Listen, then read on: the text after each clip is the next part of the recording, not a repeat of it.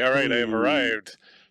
So I'll go back over what I said earlier in a minute here. But next, thank you, chat, for being here. It's been a while since we played together, so I'm pretty happy to get this going.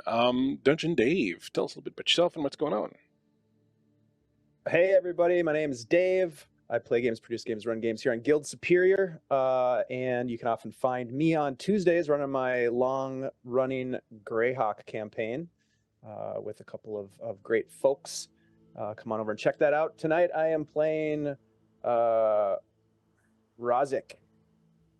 a bit of a thief, a bit of an assassin, perhaps. One who likes to stay hidden in the darkness, oftentimes letting his companions cause a ruckus while he sneaks in for some well-placed stabs with his specialty dagger that he lifted off of a nobleman who was flashing it around one day. It's called Doric's dagger, and it has a long and illustrious history, and now it's being put to its best use as a weapon of mass destruction. I think you meant to say sordid history. It did. That's what I thought. Yeah. That's what I thought with you. And That's finally, rape your wit from Bleakseason. yes, exactly. You know, that's what they pay me the big Canadian Tire dollars for. And finally, special guest here tonight, straight out of Compton, as you can tell from his accent, Mr. Solution, he of the map making fame. Sub Solution, thank you so much for joining us here tonight and coming to try us out. So tell us a little bit about yourself, if you would, please. Thank you. My name is Solution. I am a cartographer. I make maps, mostly the cyberpunk variety, but have sort of branched out into fantasy. I try and help Guild Superior out where I can, and yeah, I'm glad to be here and giving it a bit of a crack tonight on a game I'm not too familiar with. But I am playing a gentleman by the name of Lothier. Somewhat of an old knight, a seer in nature. Been around fighting for, well, far too long. With sword, shield, and spear, well, what can I say? It's gonna be a tough mission. It's all I can say in regards to what's to come, but I am nervous, I'm not going to lie. No need yes, to be nervous. I'm playing an Assyrian knight by the name of Lothier, who's pretty much your main sword and board upfront fighter. Well, we'll see how far you get tonight. Some people are already in the chat hoping that you fail some rolls, but yeah, you know, I see you've brought your friends. But I'm so happy to have you here. I'm sorry it's not under the best circumstance with me kind of messing things up a little bit, but we'll try to make sure you have a good time. Anyways, thank you all so much for being here. While all this was going on, I absolutely omitted to pop in chat people's links and stuff. I will do that as we start playing. As I said, my first time producing, so you know it'll be what it'll be. That being said, a couple other little announcements, and then we will get this show on the road, as they say. I would like to give some shout outs here tonight. The music that I'm not sure if you're hearing it or not, we will be checking that, but once you hear the music, it is from Tabletop Audio. They make awesome stuff. You can get a lot of free stuff off their website to fill out your game. You can also dig in on their Patreon. It's only a couple bucks, and you get tons of really awesome stuff. A lot of tracks, all for all kinds of different moods, all kinds of different games. We love them. We use them all the time. Check them out, tabletopaudio.com. The game tonight that we're playing is Shadesong. It is a homebrew game, but it is powered by the Dragonbane system from Free League, which is coming out in July. And it's just a nice old school style. It's got some ties into Symbaroum, as I was just discussing with Solution earlier. And you get to check it out. And we do love our Free League here at Guild Superior, and it's the one we use, and we've been having a good time with it.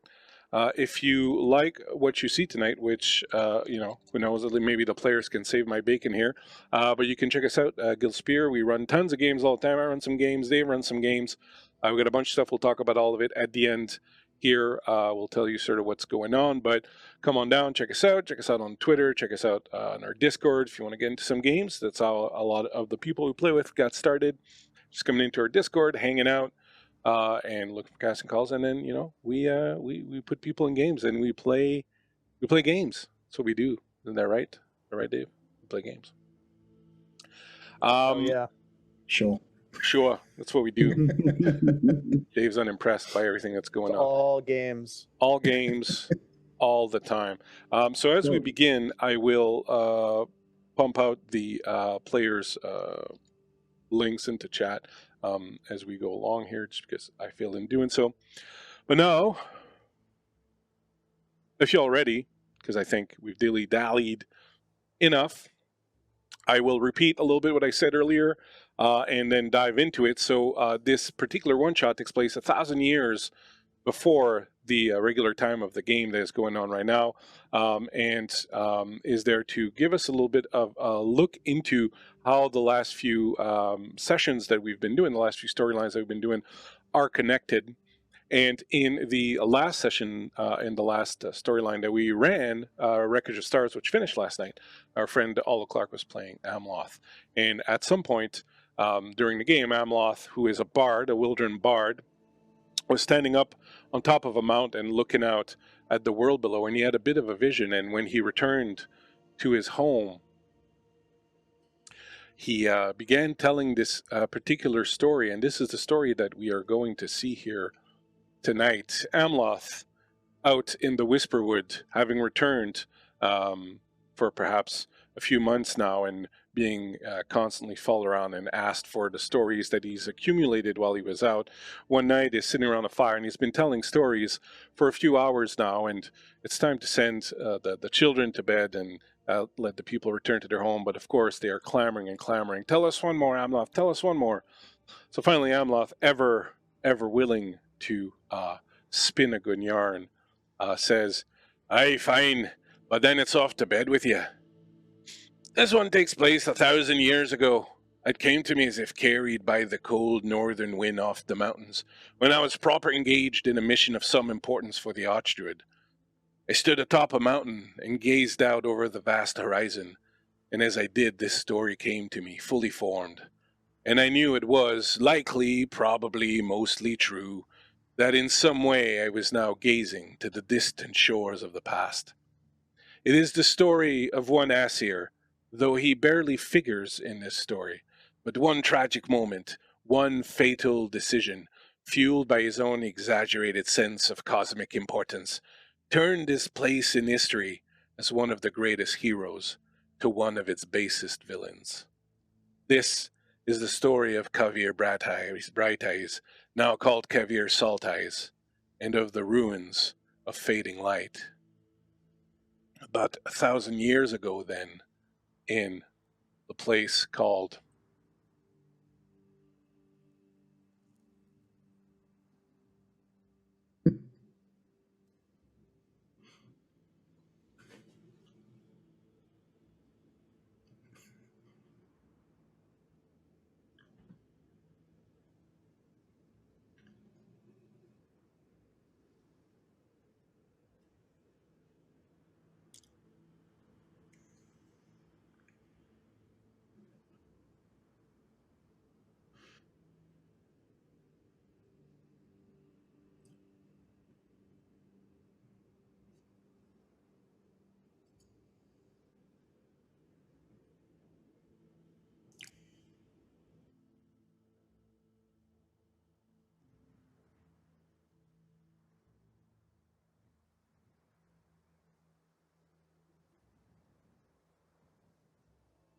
Yeah, they're not hearing you on the stream.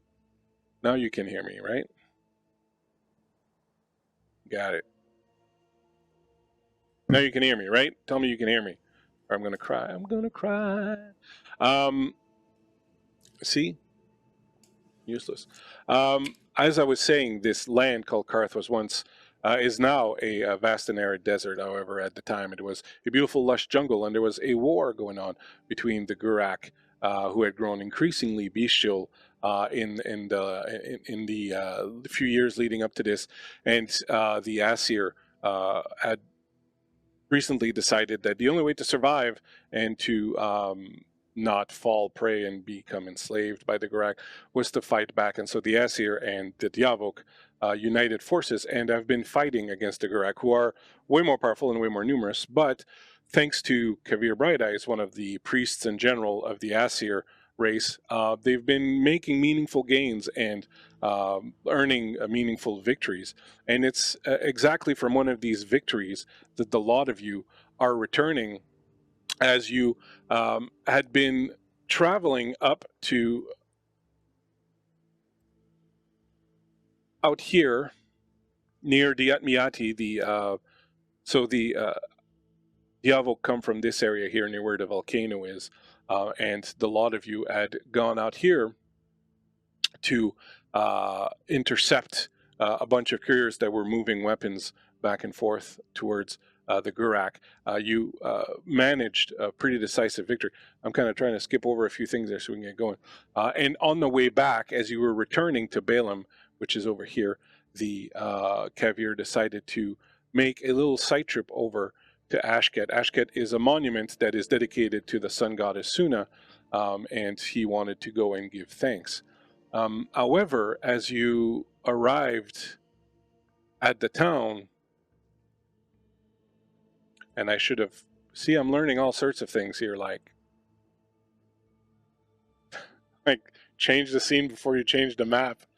As you approached the monument of Ashket, you are alarmed at first to see fires, smoke rising in the sky. As you come close to the town of Kishar, you can see that the town itself is in flames, or you could see that the town was in flames. I'm sorry. You could see the town was in flame. You rushed in, and what you did end up finding was that the Gurak had been here and had been digging here under the monument. You managed to intercept them, and being a smaller, even though you were a smaller force, you managed to stop them, and with only a few losses. So as we begin the game tonight, finally, after, 35 minutes, you are here at the foot of the monument of Ashket. You are surrounded by the bodies of a few of your friends, perhaps. You gather now among the dozens of dead, mostly Gurak, a few companions of yours. The weight of this seemingly unending war against a more powerful and savage opponent has been weighing on you for some time, but today, seeing the charred civilian bodies in the harbor and watching the jungle burn around you and seeing yet more friends lying in their blood and that of the enemy, you feel it settle even heavier than usual. You look at your leader, Kavir Bright Eyes, as he emerges from the entrance the Gurak had dug under the sanctum beneath the monument. The soldiers with him are carrying 3 strange bundles on bamboo poles. As you are gazing upon this scene, tell us what the people would see. We'll start with Lothier, the knight. Tell us a little bit about what people would see as you stand there watching this scene unfold. Well, they would look across the expanse, seeing all the various flames being licked out of the buildings, and this is not right.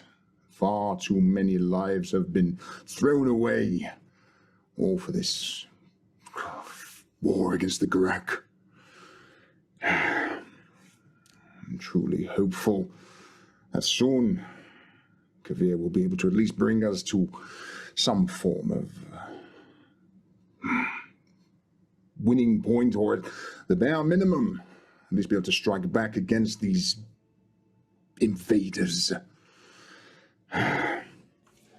He'll glance out and again staring at the just carnage in front of him.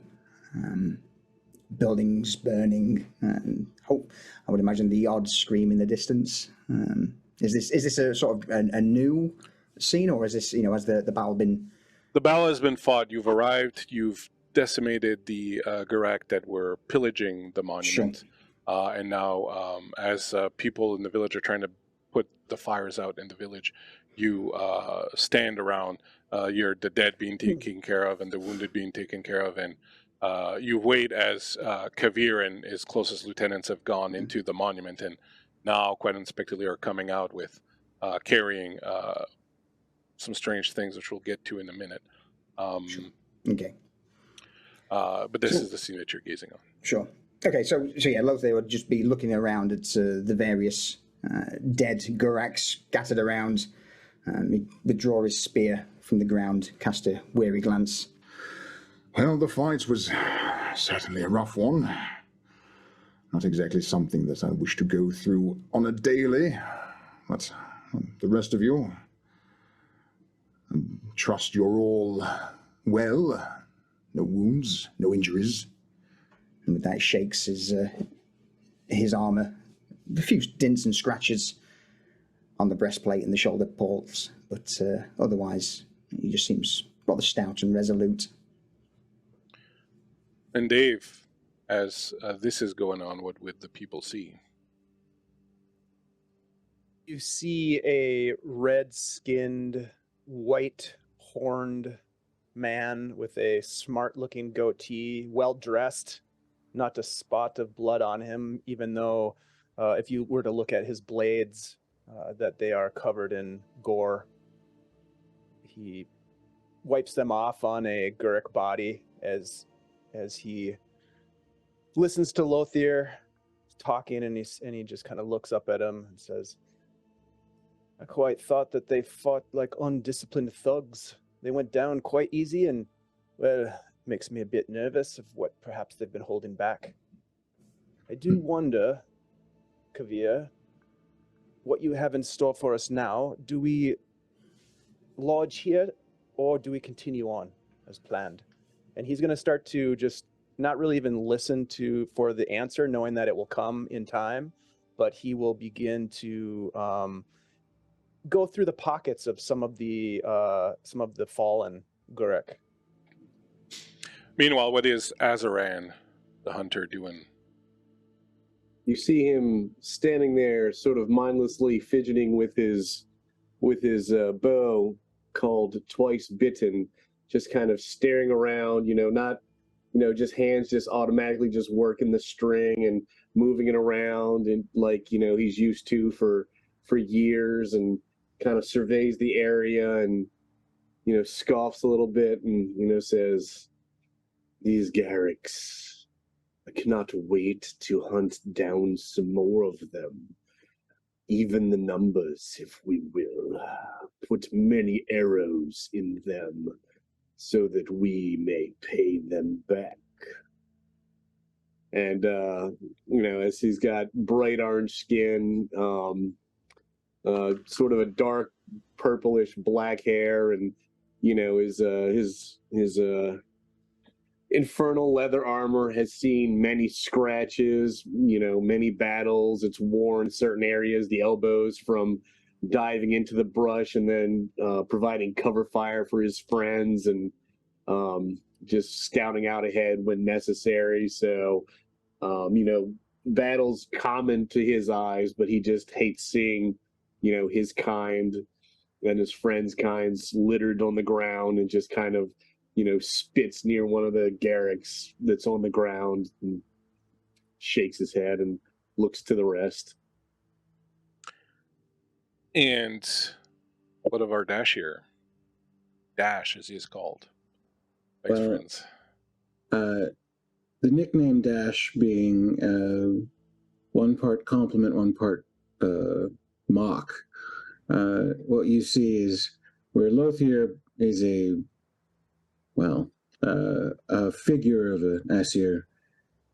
Dash is a slight, short, young-looking but very frail appearing Asir with pure white, a mane of pure white hair that seems to just be shocked back. He leans on a staff that is a gnarled mess of wood and appears to be amber veins throughout, that ends at the top with a forked branch where a soft blue sash is attached to one end, and there is a crystal, fist-sized crystal tied to the other. And he just kind of walks around. His robes dusty and doesn't move very fast. Uses the staff not quite as a crutch, but to lean on a bit, and posture a little hunched over as he's kind of looking amongst the dead of all of our group that died in this fight, just kind of casting his eyes around. And as he does, his eyes almost glow a perceptible light of bright blue as he kind of wanders around with no real aim into his walk, and just doesn't appear to be injured. He just appears to be very tired and very slow, and doesn't offer a word to any of the conversations going on. Just sort of is mumbling to himself imperceptible phrases that the rest of his group means he's actually okay right now. He's good. If he stops talking to himself, then there's probably danger Trouble around. afoot. So, yeah. All right. Sorry. Yeah. Go ahead. So that's Dash moving very slowly around.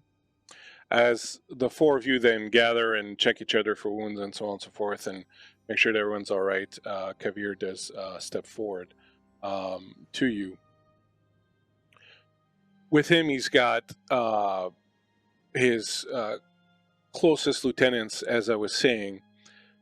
The three of them are carrying these strange bundles on bamboo poles. You take heart. Kavir has never led you astray, and his tactical genius and sense of compassion and duty have ever been your strength and guiding light. He gazes now at you, and you know one thing for certain in your heart. Whatever he asks of you now, you will not fail him. As he begins to speak, something happens that you've grown to depend on. His voice, as if by some mystical power, seems to lift worry from your mind, burden from your shoulder, and seems to wisp away the fear and dreariness in your heart. As if with his voice alone, he took these dark things from you and gathered them to himself. My friends, he says, come closer. We haven't much time. As you approach Kavir, who is a very tall, elegant Asir with royal markings on his face and the markings of Suna etched into his skin, he gathers you close, and you can see that his lieutenants are moving around and gathering another two crews. So you're like one of his main crews, but they're gathering two other crews. He'll say, we have reports that there's a much larger force of Gurak that is on this way here. They were detained on their way here, apparently, but they will be here fairly soon. I don't know why the Gurak were in the monolith. There's nothing in there for them, but regardless of that, Commander, regardless of where they appear, or depending on what their mission is, it cares not, or it cares little for what we do. We are here for one job and one job only, and that is to make sure that the Gurak do not threaten us again. Well, what I'm about to ask of you then is probably going to be very difficult, because I'm going to ask you to leave. I don't quite understand, Commander. Shouldn't we ride out to meet them, Commander? Some of us will do that. However, in this monument, this monolith, there is something here, a power, and it's the power that we Asirs have been drawing on for some time. We call it Suna, we call it the sun, we worship it as such, but whatever it is, it might be what the Gurak were after. They dug their way into the inner sanctum all the way to this power. I fear that if we are unable to stop them today, that they'll get their hands on this for whatever it is they intend to do with it. We can't let this power fall into their hands. And as he moves, he'll show you the bundles that he's got. And these bundles have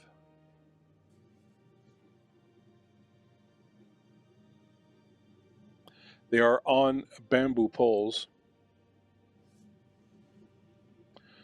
like they've made little beds of bamboos, and you can see some sort of artifact. It is currently held in a sort of wooden frame that is keeping it. You can see very intense light shining at the center of it.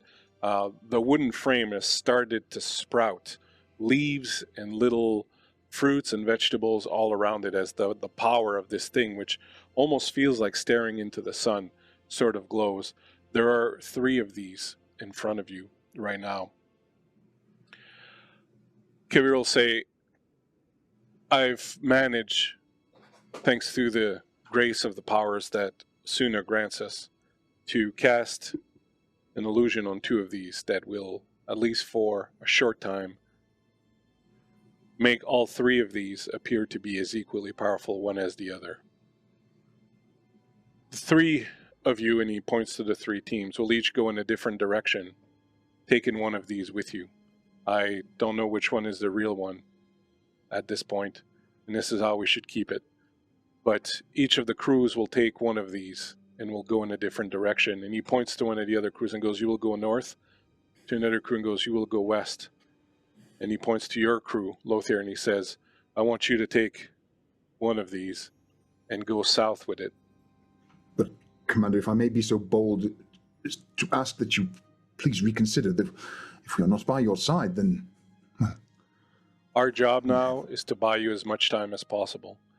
I will remain here with the other 30-odd of us just to entertain our guests and buy you as much time as I can. You should head down to the village. The Gurak apparently came here on ships. You should head down to the village, sabotage the other ships, take one, and head down the river. You should head for the town of Sodden. We have some friends there. Once you get there, you should be able to find a place to hide this Cardea. There will be plenty of Gorek to kill along the way, I can assure you. They will seek us out. I'm sure they will, Ralzig, but still, Commander. Lothair, and he comes over and he puts his hand on your shoulder. Lothair, I understand, but you must understand that this is more important than anything else. My life is nothing compared to this. The life of all of us is nothing compared to this. This is the very power that gives our people its light. Lothair will shoot a quick glance to Ralzig, Azran, and Dash. The sort of his aging frame offering a bit of a pleading expression for them to, try and back him up.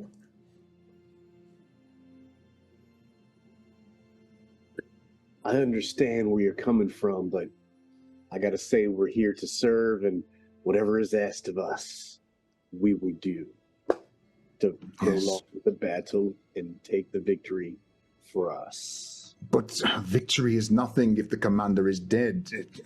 I'm sorry, I spoke out of... And with that, he'll turn back to the rest of the group. Another will rise up and take my place. There's several others that can do this, but right now, there's only the few of you that can keep these things safe. I bid you, Lothair, take your men. You're some of my very best. Take one of these, go down to the village, find one of the Gurak boats. They will be controlled by one of their freed slaves. You should be able to either force him to guide the boat down or perhaps bargain with him. Once you get to Sodden, find a place to hide the Cardea, some safe place. I will send with you, and he motions over, and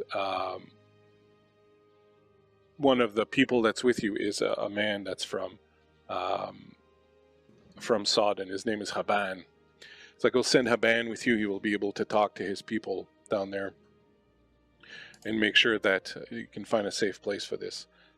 We don't have much time.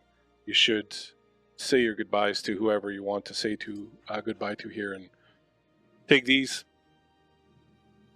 Take one. Doesn't matter which one. Go south.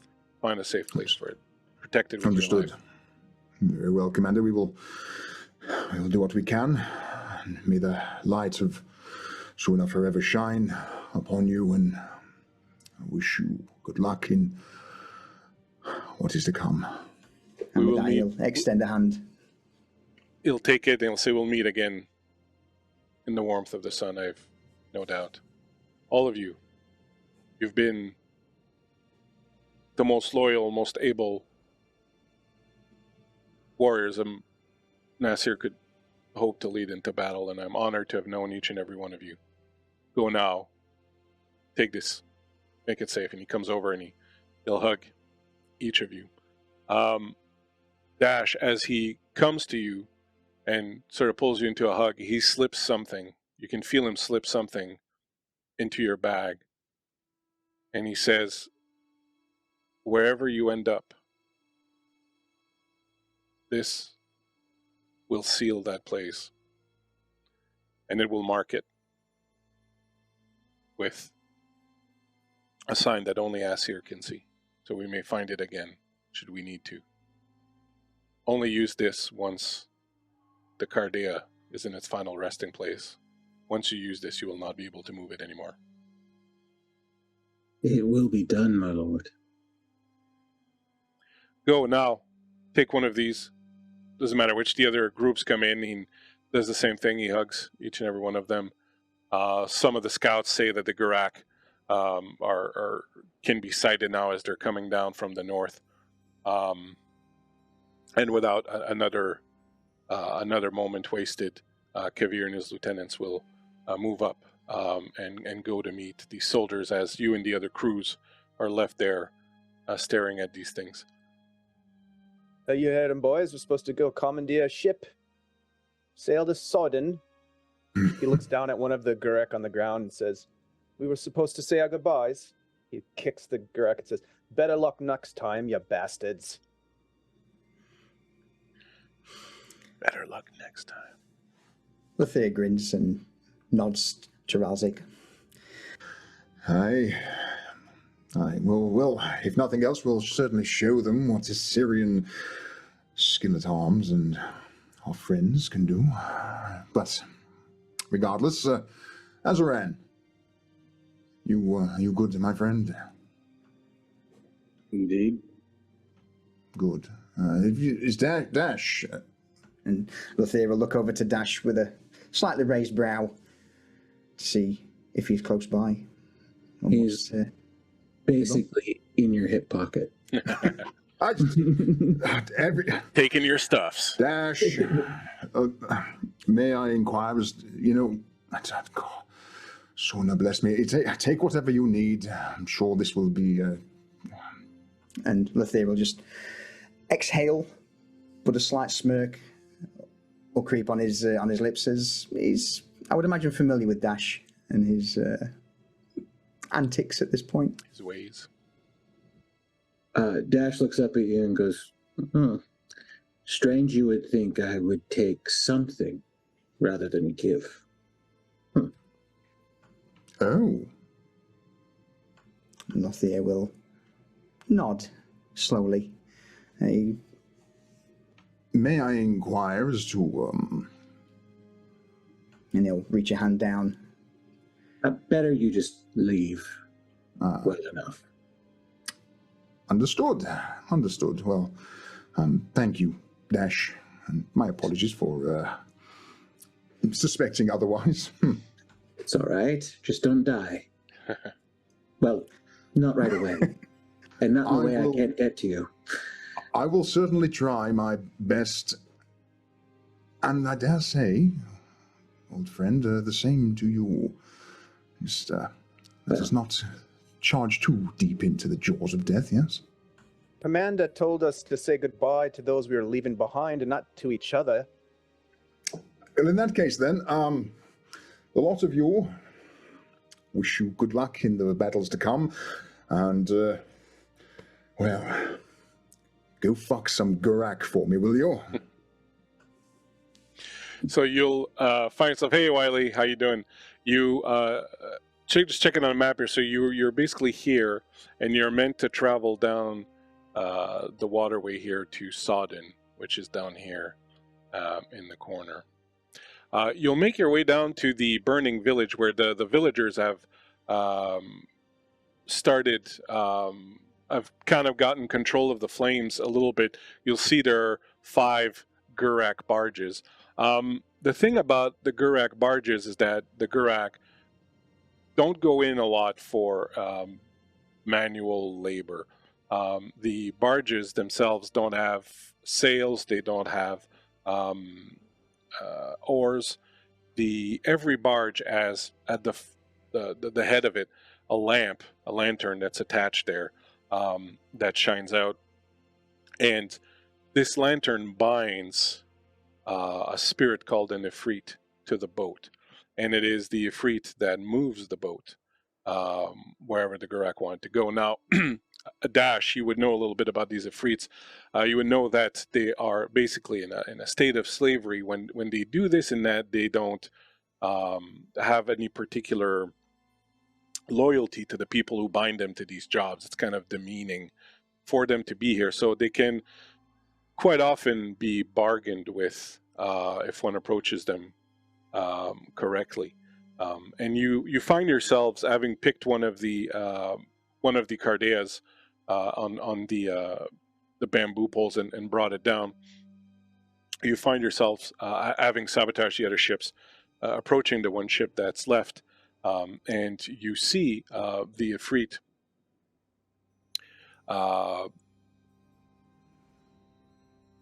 kneeling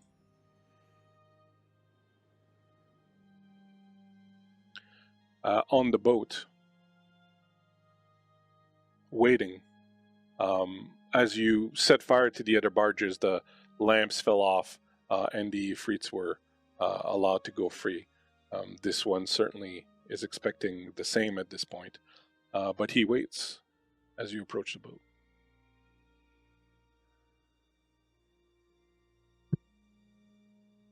Well, Hello. would you like me to talk to them? Well, someone should talk to them. Congratulations, Dash.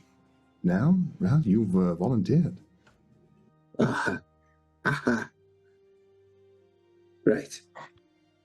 He will amble over to, or up the plank, I guess, the gangplank, up to this waiting, what do they look like again?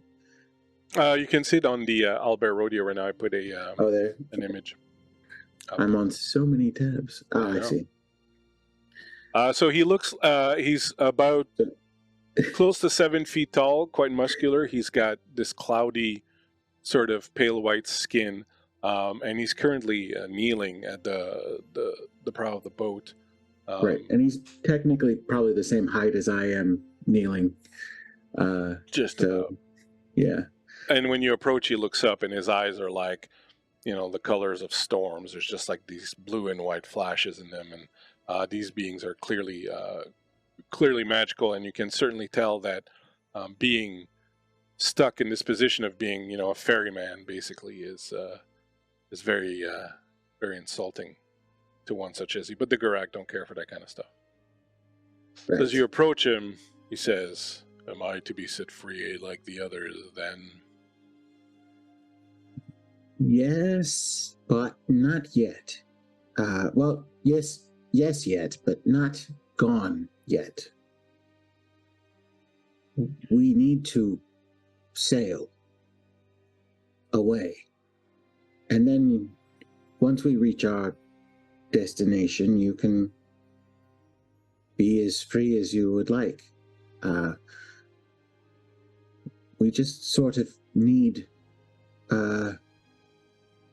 a ride. Tell him we're out to get the Gurak. I'm fairly certain he knows. Tell him anyways. Hey, we're out to get the Gurak. If you're willing to help us, well, we all win. He leans in closer to you as Lothier is slowly becoming evanescent. Sorry about that. He leans into Dash and goes, my entire life has been dealing with your kind who lie consistently to obtain my favors. Why exactly should I believe that you are any different? Well, I suppose you'll have to trust one of us. Your alternative is we walk away and find another way. I've got a question for you. What is it that keeps you bound to the ship? Is there Look as though something? you could walk right away. What is it then? He looks over and you see the lamp that's attached at the front of the boat. The chain that holds it there is inscribed with various magical runes.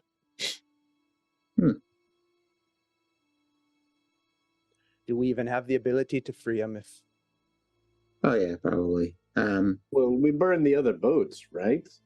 And the others were freed. Yeah, so that's the other thing, is that whatever they're bound to, if that is destroyed. So if it was a house, it would be the house. If it was a city, if it was a person, you would have to kill and destroy that person. If you destroy the place that it's bound to, it also becomes free. So, yeah, I guess it's trust. You can trust me, or you don't have to. Well, what if this happens? What if you bind me to you? Are you You are sure aware. about this, Dash? Not at all. You're aware of what this would As I do to thought. you. Yes. Are you aware of what it would do to you, Dash? No. Of course. Marvelous. If you bind yourself to me and break your promise to me, Mm-hmm. your body becomes mine. Right. Well, I think you would lose that. And your soul, and he points towards the lantern, gets my body. Oh. I still think you get the worst end of the deal. But, yes. Very destroy well. that there lantern. Does that set you free, or would it have to destroy the ship itself? Destroying the lantern would not be advisable. Destroying the ship would set me free. Yeah, I think if we destroy the lantern, then, like,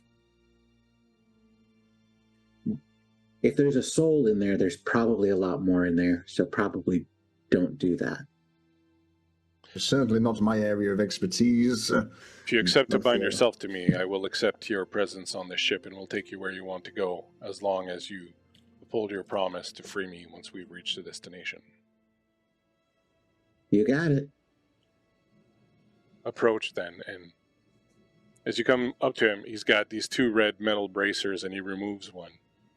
And he's like, put this on your wrist.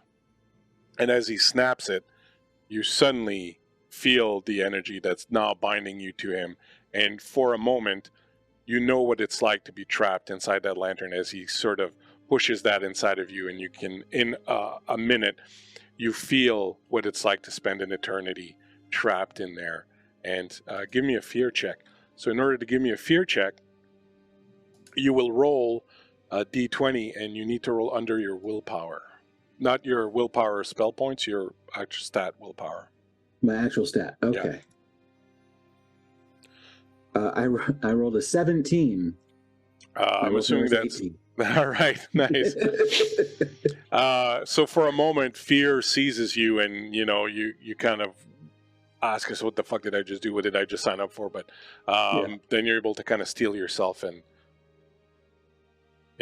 but he nods and now you understand sort of what his thing's like. And he says, you may come aboard. As you're moving to come aboard, Dave and Vamp, you would hear coming from behind you, "You lot heading south, then?"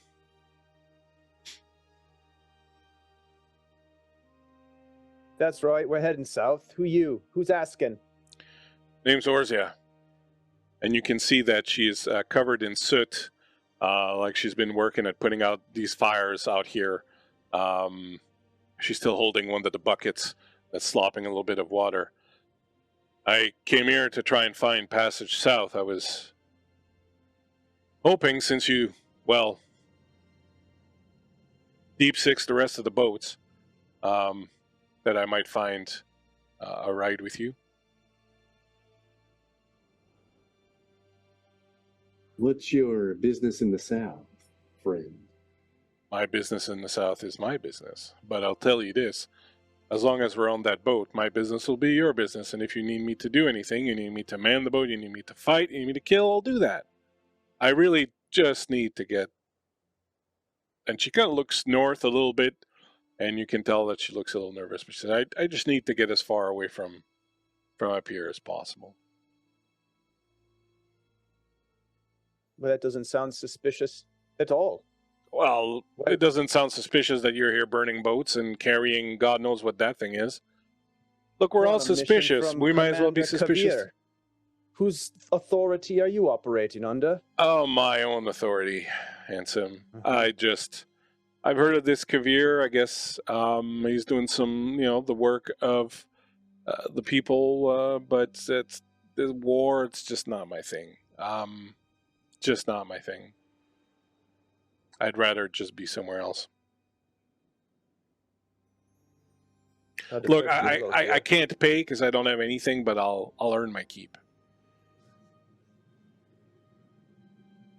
I don't trust her, for the record.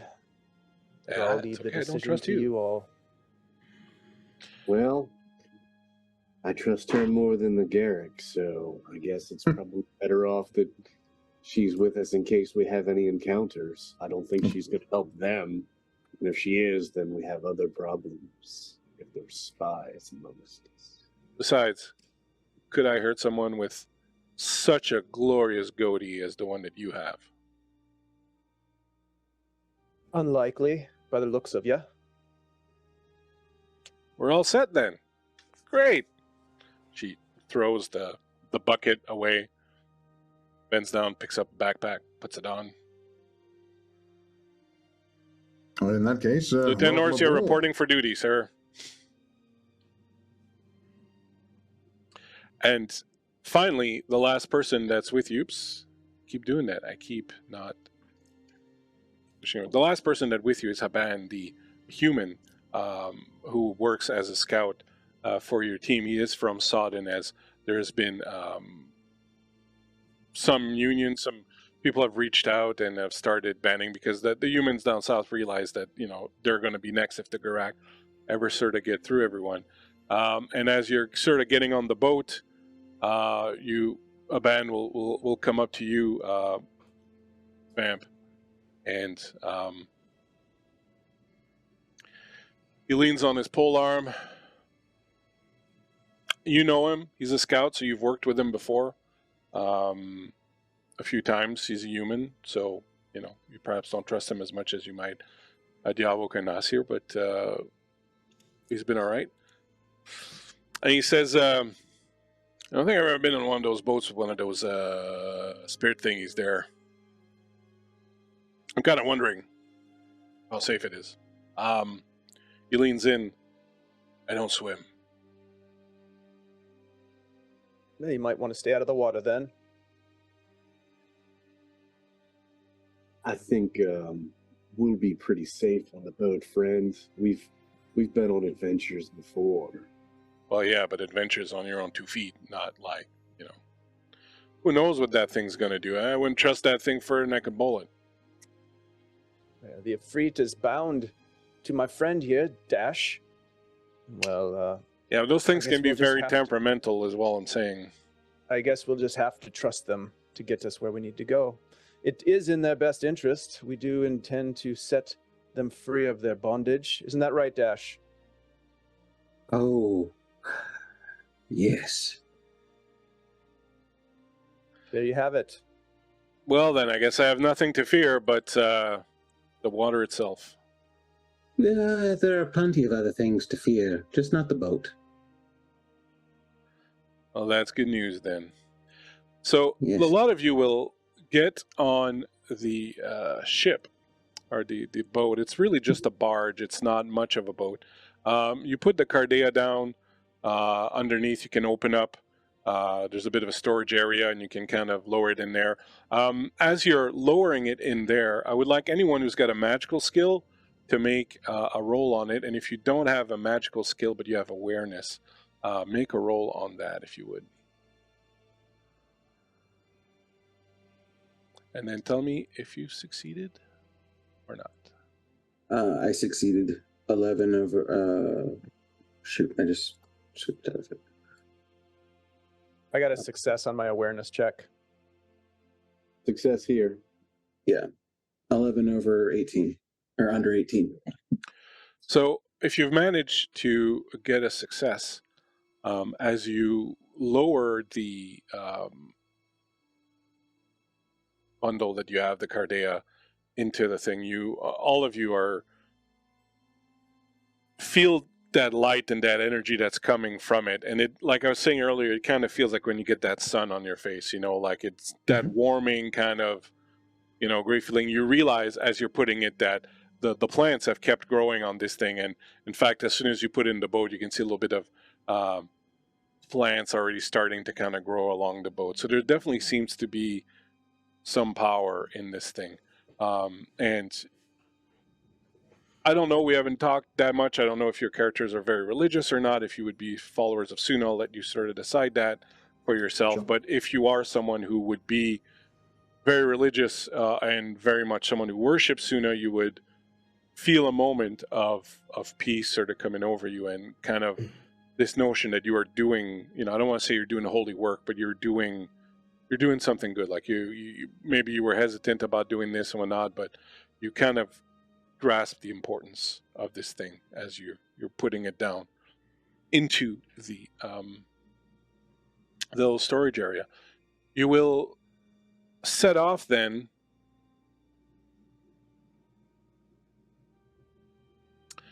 down the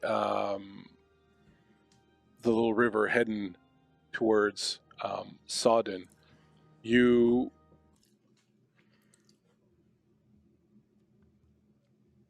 driving or floating on this barge is very different than any other ones. It could, because it is being guided by the Ifrit.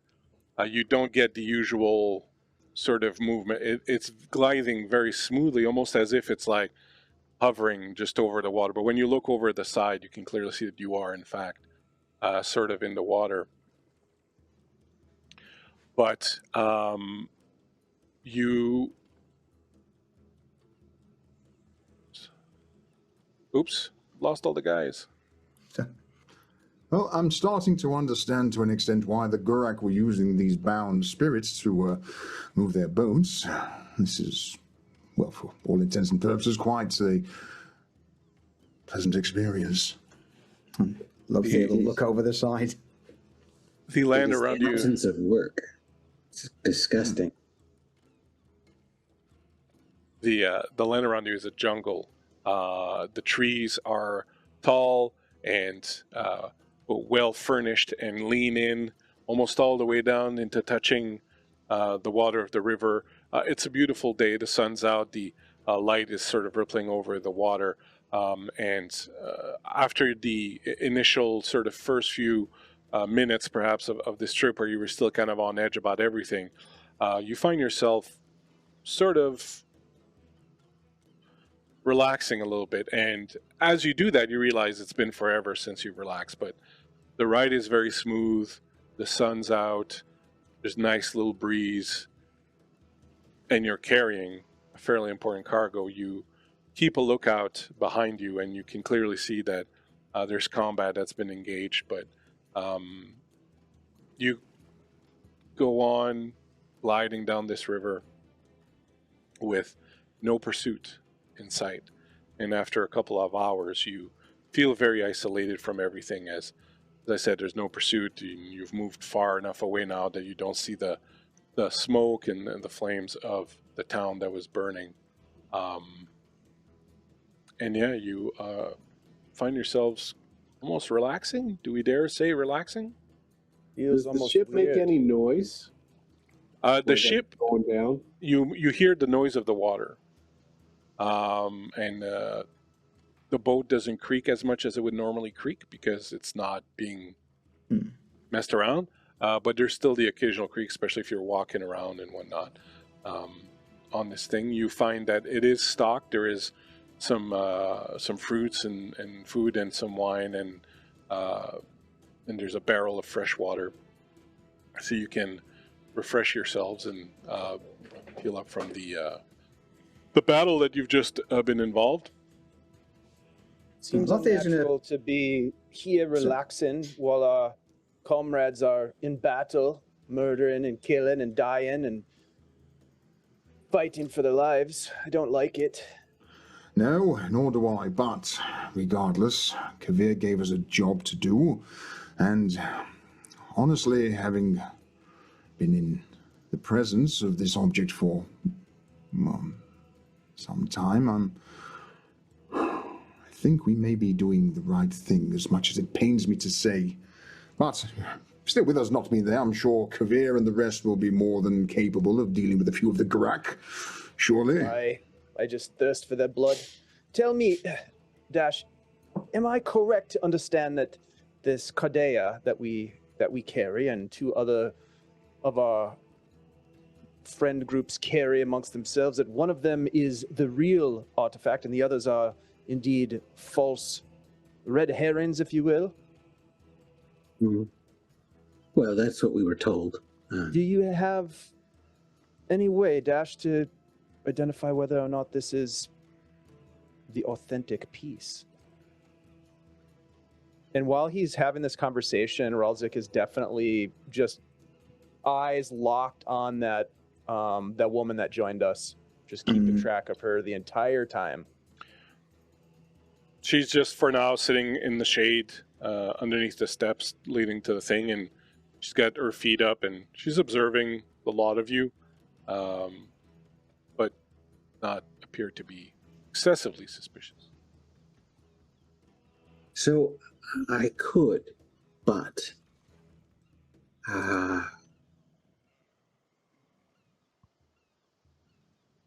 I fear using such means would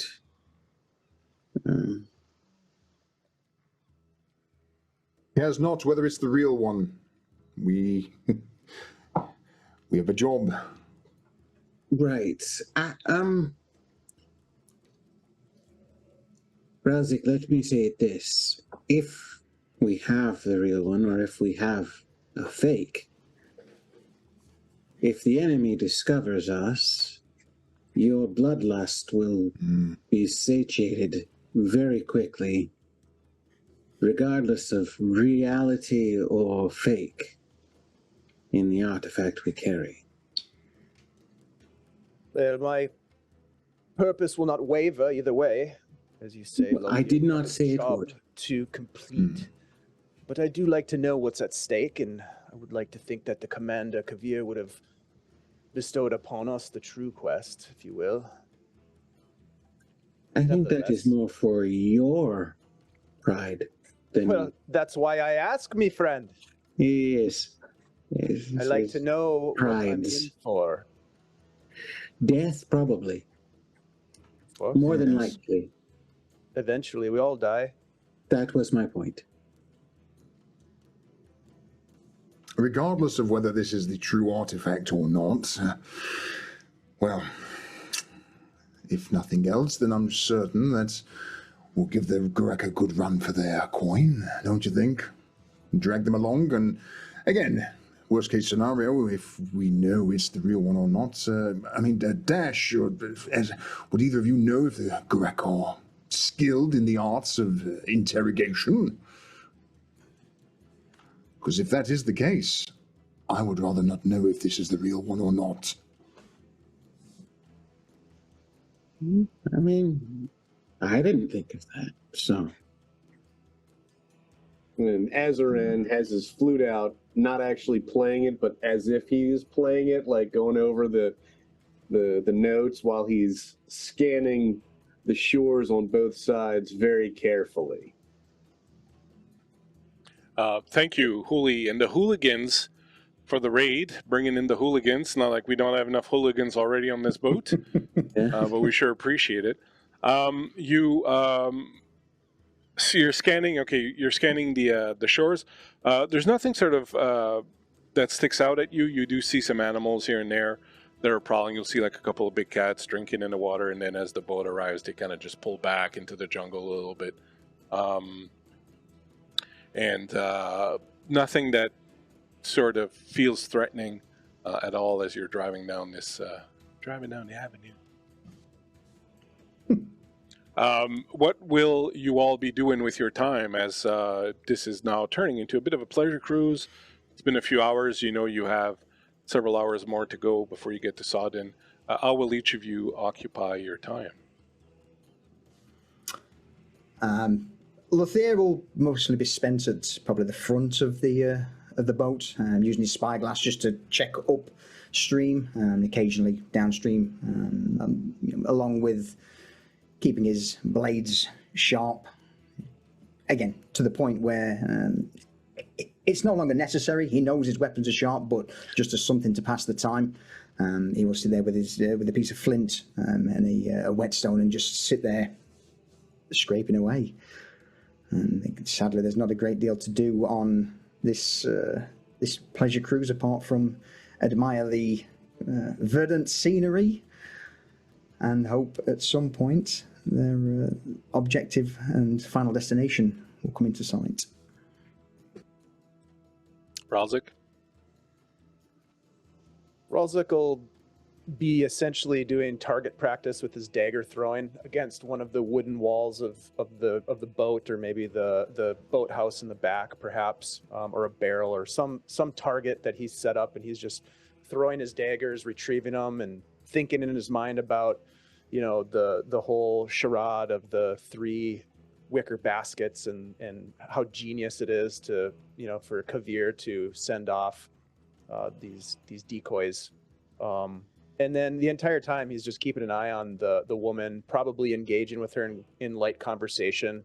Not necessarily pleasant, but enough where he can kind of get a feel for what he's trying to get a feel for what she's about, and if she might be enlisted to help us out beyond, or if she's even worthy of that beyond the boat ride. As I go to see what the others are doing, roll an awareness check, and I'll come back to you momentarily. Ardash here. So Dash is going to move up to the very front and kind of lean forward, looking ahead of them, just quietly mumbling to himself. What the 3 would recognize, though, is his mumblings have changed and are now sounds like he's repeating something, and this is often something he will do before he casts a spell. Not right before, but like if he's given time, he will sort of chant the spell to himself in his head, and these 3 know that and will recognize that something is coming. Mm-hmm. Fireball in the middle of the boat. Fireball! I didn't ask how big the boat was. I said I cast Fireball. Azaran, as Lothair is sharpening his weapons down to nubs, and Ralzik is doing some light banter and flirting with Orzia, and Dash appears to be getting ready to roast a lot of you. What are you doing? So you see Azarin restringing his bow, checking his arrows, looking at his flute. He looks very distracted, like he's, just looking for something and not messing with and fiddling with stuff. But, his companions know very well that this is all just an act, that he just keeps his hands moving while his eyes are always scanning around, looking for threats, looking for anything that's off or, distant. So he's done it so often that he doesn't even have to pay attention to everything that his hands just motion through as he goes through every arrow, picks it up, looks like he's checking it to see if it's straight and the feathering and the tips sharp, but he's not paying attention to any of that. He's just checking out, our new friend that's on the boat, around the sides, the effort, he's always looking for danger. So go ahead and give me an awareness check. Also, we'll go back to Ralzik here. What did you get on your awareness check as you were discussing with Orzia? I got a success with a 5. So as you're chatting with Orzia, you definitely, as I was saying earlier, get the feeling that she's sort of on the run from something. You get the feeling that she's probably, a bit criminally minded. She appears to be, a bit of a roguish individual. You do not get the sense in any way, shape, or form that she's someone who would have much loyalty for anything other than money or coin. But she is pleasant enough, and you don't detect any sort of malice or ill intentions coming from her. She really just seems a bit scared, maybe, like she's, like I was saying earlier, on the run from something. I feel like he would probably soften as he started to intuit some of these, or maybe she lets a few things slip and he just says, there was a time when I was on the run back in the day, and before I joined up with Commander Kavir, and well, I was amounting to essentially nothing back then, but once I found a purpose, once I found this lot, and the commander gave us direction where I could utilize my skills in a positive, beneficial way to society, I suppose. It felt good, like I was part of something. Have you ever been part of something that's bigger than yourself? Well, once, long ago, when I was very small, I was in my mother's belly, you see, and I was part of her, and she was much bigger than me. And since then, I've tried to avoid those situations. I like the freedom of movement a little bit more. Understandable. You don't find it's stifling, following orders and marching? I could leave. Look, I could leave whenever I feel like leaving. I'm Really? not beholden. Are you sure? I'm not. Yes, of course. You could get off this boat right now and swim away if I wanted to. So why don't you? Because I like what I'm doing with this lot. I feel like we're doing something good. That's, as I said, maybe something you would never understand, but something that's bigger than just my own wants and needs. You just hear from the back. Purpose. That's what it gives you. Purpose. So you lot are soldiers, right? You like fighting this war with the Gurak? Is that's what you're doing? We do what's asked of us, whether that's warring or other things. What if you get an order that you don't necessarily agree with? Would you still do it? Is it moral? Does it make sense tactically? Well, I'm saying something that I don't feel like I want to do, or is it something that I shan't do because it goes against my very being? I've never been asked to do anything like that. Have you ever been asked to do something like that, Lothier? No, I have not. We are righteous in our purpose. Righteousness, that's a good answer. It's the answer that a lot of cowards use to explain away their less than savory actions. Well, cowards don't run from their problems, which certainly you appear to be doing. We had our problems face on. No, when your problem is way bigger than you are and you don't want to be a part of it. Sometimes running is the only thing you got left. Well, perhaps. Just know that if you do seek something more purposeful, There's always a room for you amongst the lot of us. You ever been to a village called Neolachny?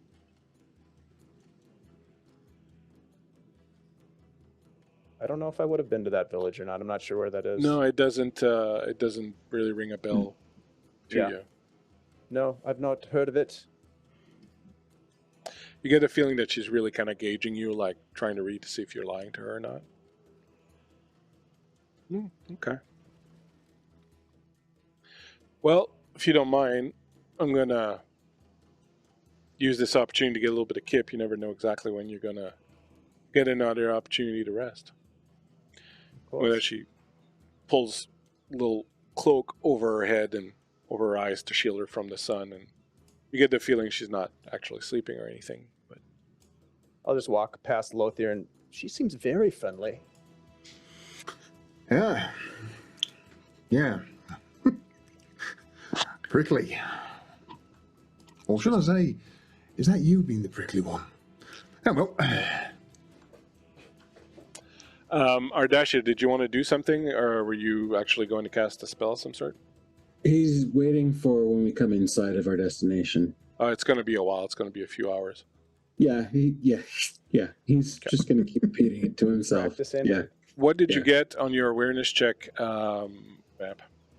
Barely succeeded. Barely succeed. Well, barely succeed in this game is good enough. As you're kind of scanning, you're, hooking your bow up and pretending to work on your stuff, and you're kind of scanning. You don't detect any threats, but you realize it's probably the third or fourth time that the shadow has crossed the boat, and sort of the same pattern, like that. Lothier's quickly going to call out. Azaran, seen anything of interest? Can't see much up this damn stream. I think I've seen a shadow go over the boat several times. Maybe something above us, perhaps, keeping an eye on us. Makes me a little nervous. Lothier will nod, look to Ralzik. So, what about you? Anything of interest? Spot anything? Because Dash is doing Dash things. I'm sure this will be useful. But yes, Ralzik, anything? Looking about, all I see is men ready for something. But I don't see that something or know what it could be. Very well. If you could do me the honours and just keep your eyes to the sky. Last thing we want is something dropping in on us at the last minute. And as you say that, and all of you are kind of looking up, you hear a screeching sound coming from behind the boat just at water level, and rising up and sort of just coming over the sides of the ship. You see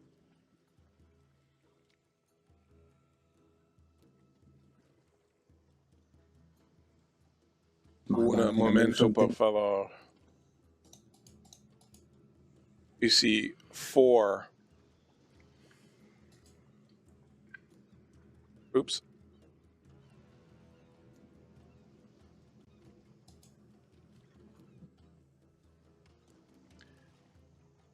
What the? You see 4 red-feathered griffins coming in, just skimming over the water behind you, and 2 on each side come up and jump over the sides of the boat. Azaran, there's your shadows!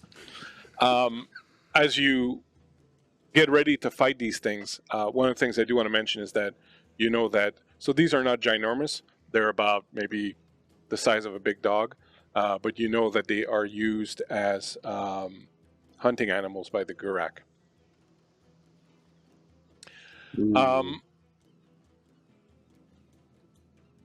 So let us get into I will put you on the boats or wherever. Feel free to resituate yourselves where you think your characters would have been. I don't know why you all just disappeared. Why are you under the boat? Yeah, wow.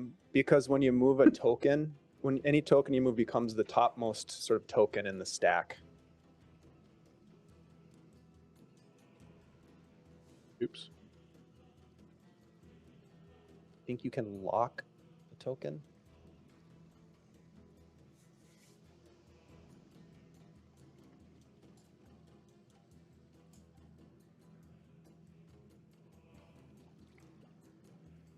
It's a really beautiful map. Yeah, this one was made by Solution.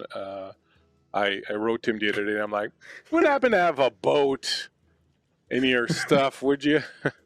And he didn't, but he quickly slapped this together for me. Really, and, really beautiful. yeah, it's Thank you. exactly It's it's exactly what we needed.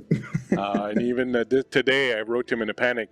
I forgot to say, I don't want any oars on the boat. Can you remove the oars? He's like, dude. But you know, he came through. So thank you. yeah, absolutely. All right. So as you are, do I have you all there? 1, 2, 3. Dash is missing. Dash is missing. Well, you know, Dash. Yeah. So Dash was somewhere in the front. So feel free to sort of assert yourselves out wherever you think you might be on the boat, as these 4 things are going to come sort of at you. The way initiative works in Dragonbane is with cards. I will draw a card for each of you. If you have a power Okay. that allows you to do something, like some people sometimes can draw an extra card or things like that, and you want to use it, let me know. And I will draw them sort of in order as I see you on the screen there. All right. So Dave will go at 8. Solution at 3. Vamp Sounds at about right. 5. Dash at 4. Your NPCs at 7. The bad. Oh, at 1. Nice. That's not good. That's not good. So is everyone kind of situated where? So I kind of had her here. Is everyone situated where they think they would have been? Good to go. Yeah, Lothair would be closer to Ralzik after the and Azaran after the earlier discussion. Okay.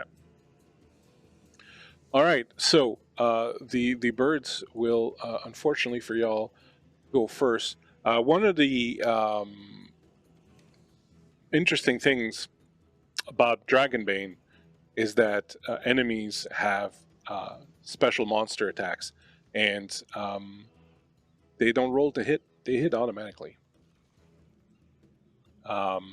So just saying. Oh, it's got ferocity 2, so it gets 2 actions. It'll go at 6 also. All right. So as they come up, this one will come over to you. This one will come over to you. This one will come and attack here. So this one will go there. She's kind of hidden, so this one's going to come for you. All right, so I will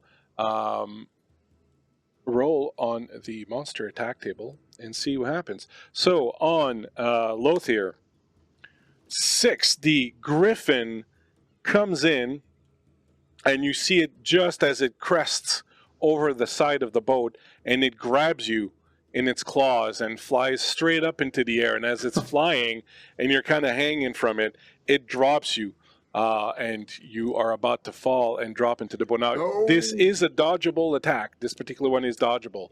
So if you want to try and dodge, you can, but that will mean sacrificing your action. Oh. No, you know what? In the Lothair, having been grabbed by this griffin, is being dragged up. He's not going to be worried about trying to dodge it. He's just going to quickly just try and grab for either his sword or his spear. So no, I'm going to take it. You're going to take it. All right. So I do want to mention that all of you have one advantage that I gave to everyone at the beginning of the game. So you at least have one advantage. The audience may buy you some more. The griffin will grab you and fly 12 meters up straight into the air. It's still holding you at this point, but it's clear that it's going to look to sort of drop you. It's only going to do that on its next action. So it grabs you and hauls you up into the air. and you go up about 12 meters up into the air. After that, at 3, it is Lothier. So what would you like to do? You are now in the clutches of this griffin as it's flying up and sort of hauling you. Straight off the bat, I'm just going to shout down. Dash, now would be a really good time to do something. And withdrawing his sword, I'm just going to try and just jab it straight up into the griffin holding All right, so Lothier. go for it. So you roll a d20 and you're rolling under your sword skill. I am. So it will be 9. All right, so you hit. Sword skill's 14. Excellent. As you reach up and stab the thing that's holding you aloft. Go ahead and roll me some damage, please. Okay. Damage would be for the sword 1d10. So this plus. Sorry, 2. Sorry, it's this sword I'm using. My bad. Apologies. 2d6 plus 4. 6, 7 points of damage. All right. You do a fair amount of damage to it as it screams, but it doesn't quite let you go yet. But you've certainly injured it quite a bit. Next up is actually I should have done all their actions. I sort of forgot, so we'll go back. The one attacking Ralzik will come in with a sweeping claw. It flies in, and just as you kind of see it coming, it comes in with its 2 forelegs in a wide arc and attacks you. And in fact, will attack all characters within 2 meters. So we'll say that it also manages to take a swipe at Orzia as it goes by. You take... Is this the dodgeable attack? This one is not. You take 6 damage, minus your armor.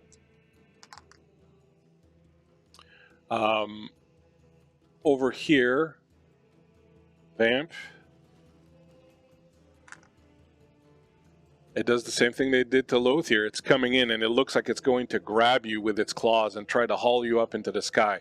Do you wish to attempt to dodge, in which case you will lose your action, but you may attempt to dodge it. Otherwise, it will grab you and haul you up into the sky. Yes, I will try to dodge. All right, so you roll on your evade.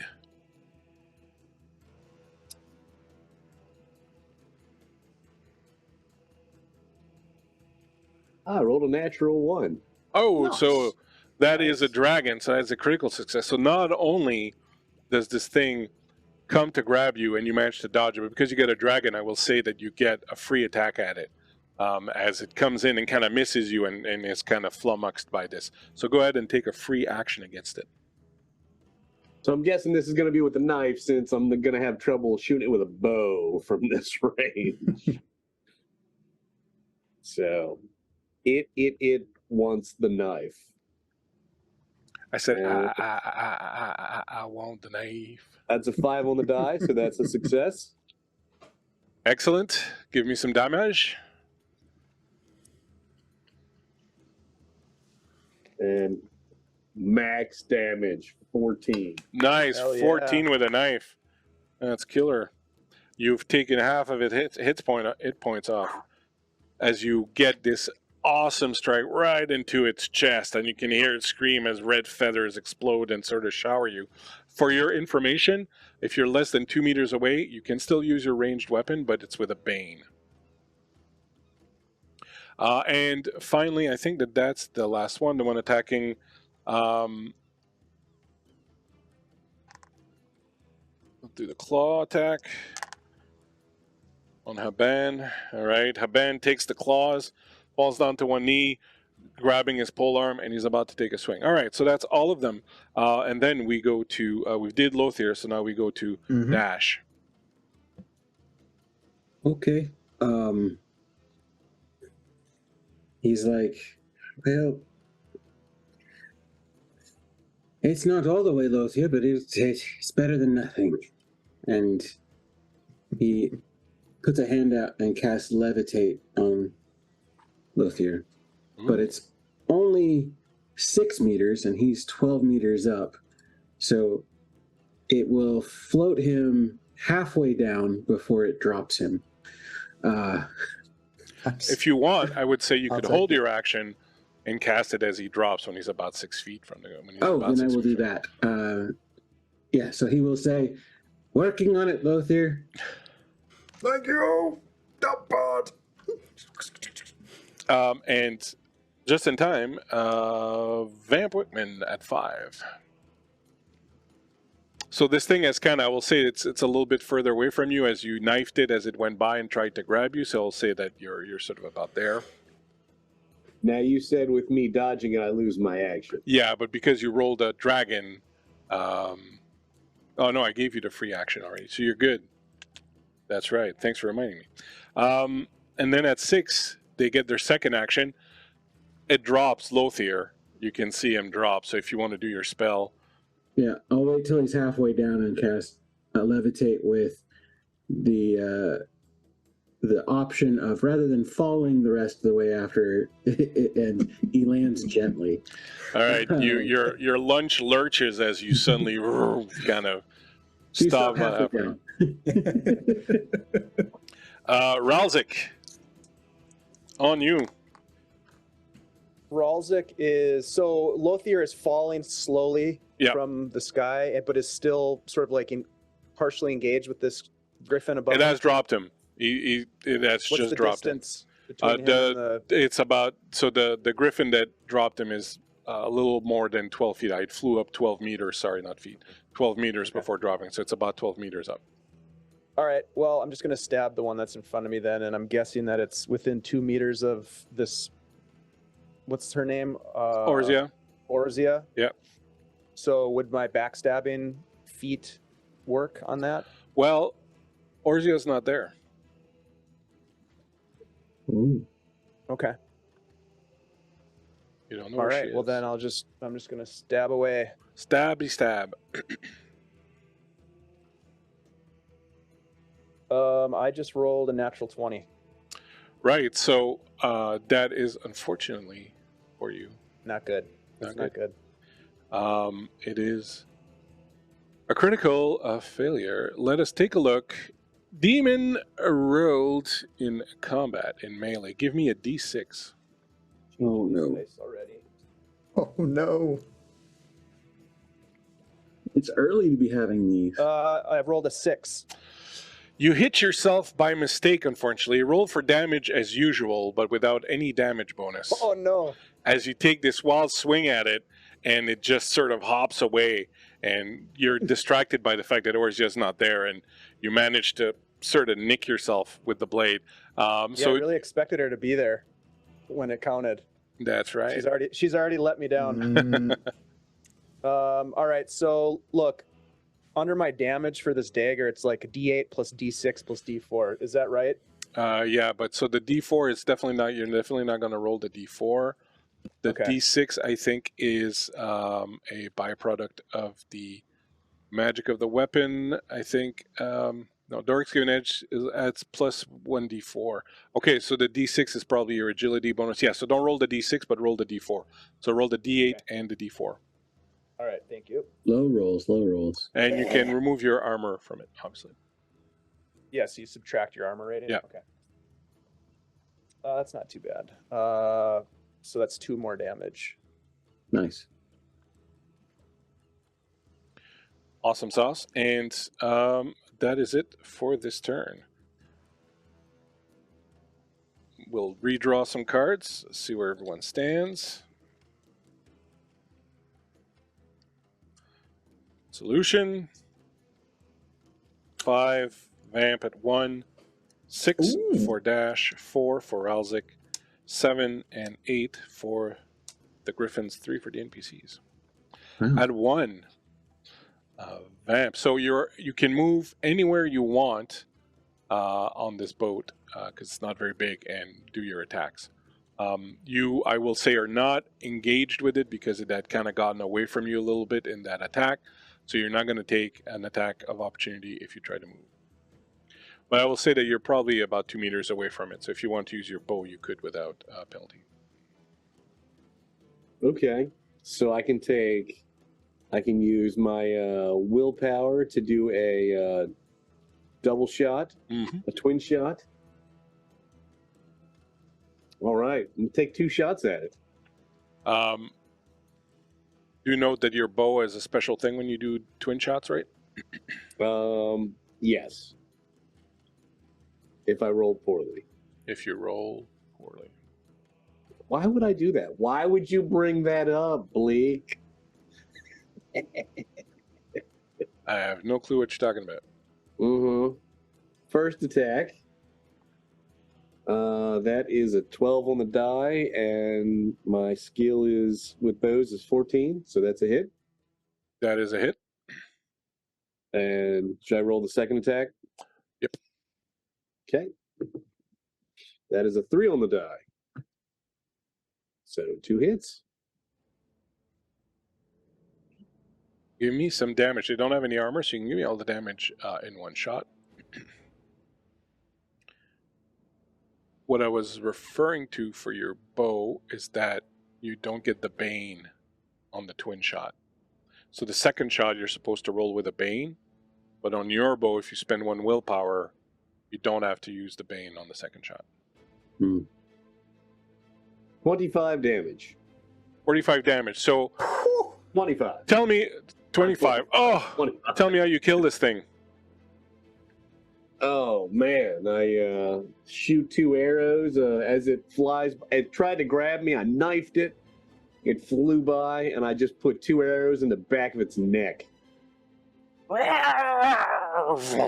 it falls to the deck. Quite dead. Thank you very much. At 3, the other NPCs will move. So a band will fight this thing. All right.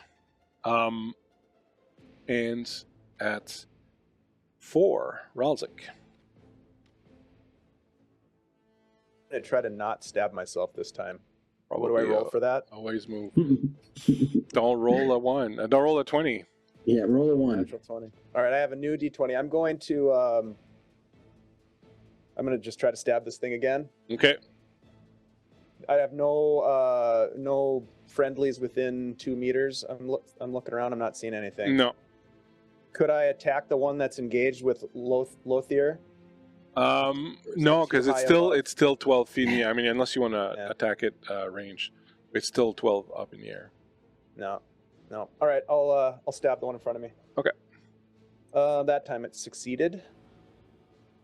Do I roll the D6 in the? Yeah, you rolled the D6 this time? whole 9 yards. Hey, Games Tavern, thank you so much for the raid. We super appreciate you. You came in just in time as the griffins are eating our poor soldiers here on this boat. I'm Total fine. of 14 damage. 14 damage. That's pretty Nice. good. It seems quite wounded. Oh, no, that's not the one that... Hold on. It's your first time you hit it. 14 damage. It still seems quite wounded. All right. You sort of engage with this thing. There's feathers flying everywhere, and it's kind of clawing at you, and you're kind of busy trying to stab it. At 5, Lothier, you have alighted down on the deck, not taking any damage thanks to the levitation spell. No, And this thing is he's looking at still you 6 like... feet in the air. The levitation keeps him up at 6 meters. Oh, I thought you were bringing him down. Yeah, no, after it ends, it lets him down. Okay. So Do you cancel it? I could, but I left him halfway up That's there. fine. All right, so you're kind of So, halfway Gosh. up in the air. Perfect. Well done. And at that, Lothier is going to quickly just take his spear, the short spear at his side, look down. Oh, sorry, look up towards the currently fleeing griffin. Ooh, Are you willing to lose your spear? no. Instead, he's going to try and assist Ralzik just to free him up for a little bit. So instead, he's going to take his spear and he's going to throw his spear down into the griffin at the deck, and hopefully, No, probably. It's a little bit Maybe. higher than him, and you're a little bit higher, so you got a clear shot. yes, Go yeah, for yeah, it. yeah. Bro. All right. Roll spears. It's an 18. That's a miss. That's a miss as the spear just comes flying by your head, Ralzik, and embeds itself into the deck right next to you. Sorry. We'll do better next time. 6 dash. A little to the left next time.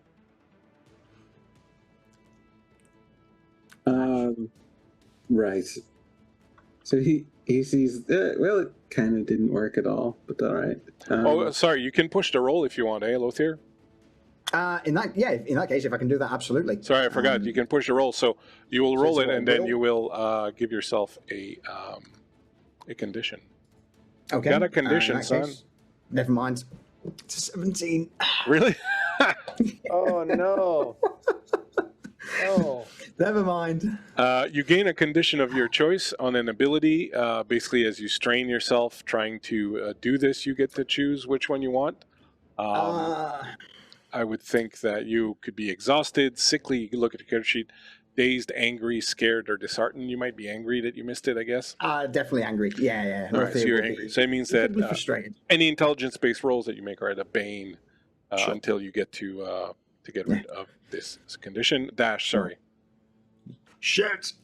Yeah, I mean, at that point, Luthier will, however fast the boat has been moving, will land gently on the boat, wherever that spot is. And then,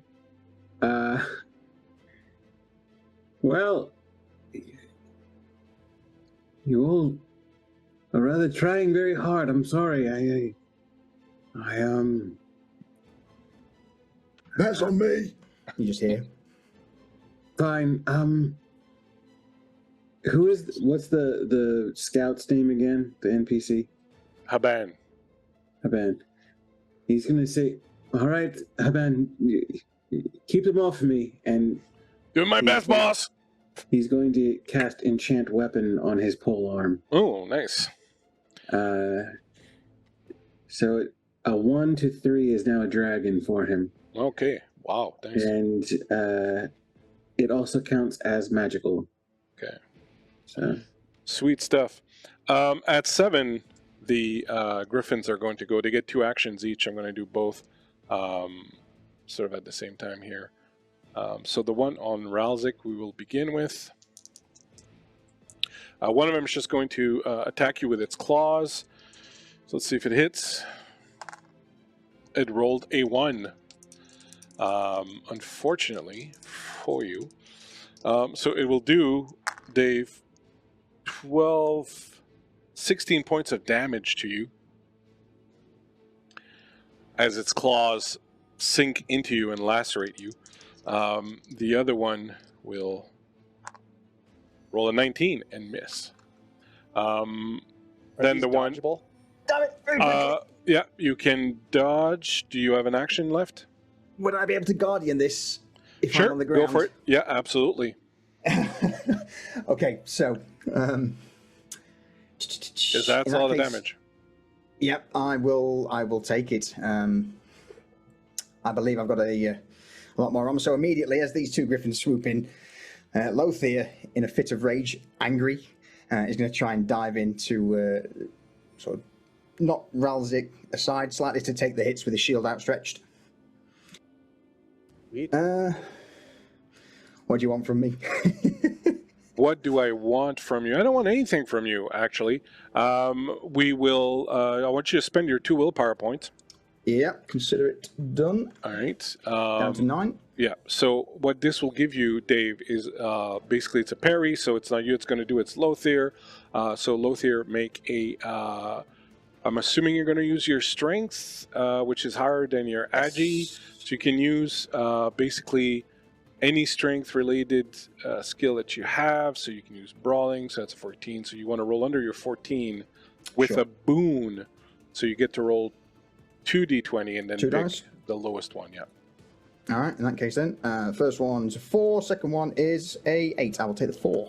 Perfect. So just as this thing is coming at you, Ralzik, and you can see that it's going to like really dig into you, Lothier comes in with the shield and just sort of puts it up in front of you and bashes away the thing's legs, just saving you from all that critical A little damage. bit late. Good on ya. Sorry. Hey, Appreciate it. you've got this.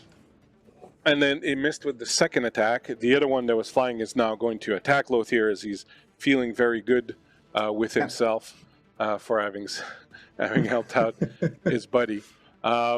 it will come in and do a rearing strike on you. It rears up as it comes in and sort of land, and then rears up, and it will do D6 rapid strikes against you. And I've rolled Okay. 5 of them, each one of them inflicting a D8 of damage.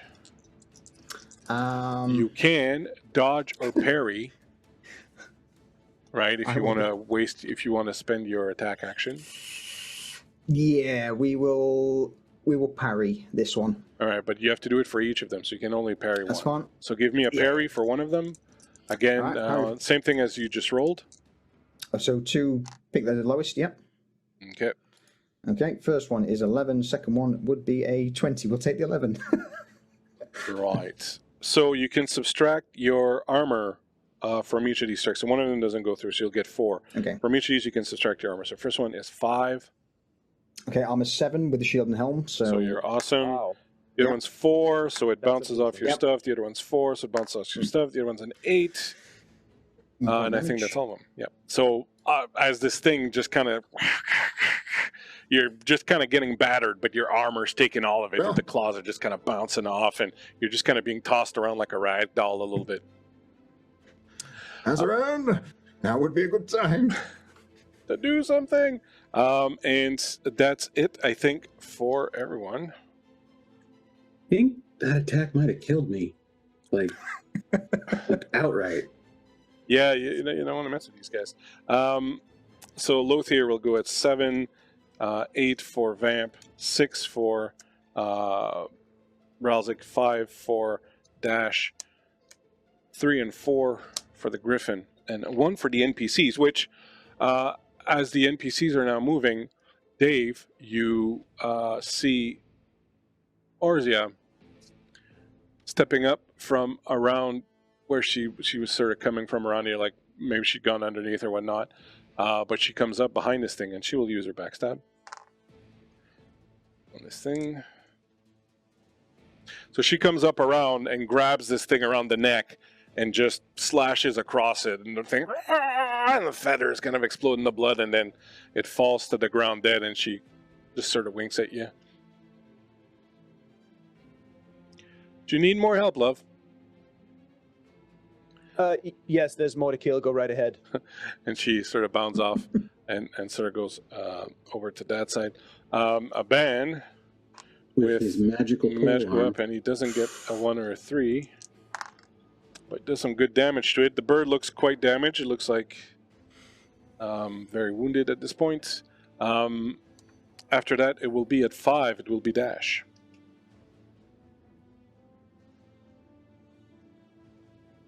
Right. Well, there goes the magic weapon. He will climb around to be beside his friend and weakly swing his staff at it. Weakly swing your staff. I will weakly swing. And I will roll. What am I rolling to hit again? That's your agility, I think, on your staff. Yeah. So it's whatever your skill is. So I rolled a 13 and my agility's 13. But it's not your agility, it's your staff skill, really. Oh, my staff skill. Yeah. Which is a 12, so I missed. All right, so you're saying, do you want to push the roll? No. Okay. So you take a massive weak swing at it, and it kind of just hits a feather and bounces off. We're going to need to work on your stroke there, buddy, Aban says as he... This is the wrong side of the stick, he says. 6, Ralzik. Are all these griffins in the air right now? No, they're all they've all landed for attacks. All right, I'm gonna move in here and I'm going to backstab. Yeah, now you can totally do that as it's being Sure occupied. hope so. Go to Let's town. see. I get a boon.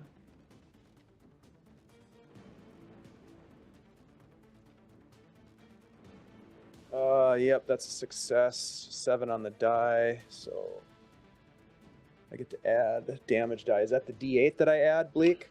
Yeah, All so of it's them. all of them. You roll all of them. All of them. Okay, cool. That's sweet. Okay, so that's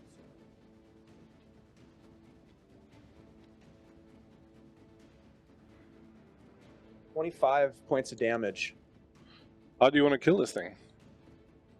I'm just going to kind of sneak around behind Lothier, and I'm going to look over at Osria and Orzia, and I'm going to kind of wink as I lodge the blade, Dork's dagger, right into its cranium, just right through the skull. And it falls down on the side, also very, very dead. So there's I'll only just look one at her and left. Say 1 to 1. And I'll gesture towards the last one that's over there. You count and coup now. At 7, Lothier. You see that there's only one left up. Nicely done, Relzik. And with that, Lothier will hopefully grabbing my spear. Is that an action to pick it up from the deck? That's no, I'd say that. Are you going to throw it or attack with it? I'm ideally wanted to scoop it up and run into. Yeah, I'm down with that. Griffin. I'm down with that. As you just kind of grab it as you start running. All right. Totally cool. And with that, with the spear outstretched, he's going to strike towards this griffin. Good work, Dash. I've got you. And with that, a 2. The spear. Excellent. Damage-wise is going to be 1d10 plus d4 plus 2, 7, 8, 9 points of damage. And now do you want to kill this thing? Well, as Lothier charges over the deck, Don't worry, Dash. I'm here. he's going to just puncture the spear directly through the head of the griffin, follow through with it, and sort of puncture it into the deck of wall the ship. Yeah, exactly. Oh, bugger. And so the deck is completely covered in blood and red feathers now, as these 4 griffins lie dead at your feet. Orzia will come to you, Ralzik, and say, sorry, once they attacked, I thought I spotted something, and she'll sort of reach around and will drop at your feet this weird sort of, looks kind of like an eel or something like that, but it's currently in the process of, it's decomposing sort of as you watch it, and you can see that it has like arcane markings on it, and as it's kind of decomposing, and this thing is like 10 feet long, maybe not 10 feet, I'm exaggerating, maybe about 5 feet long and quite big. She drops it on the ground.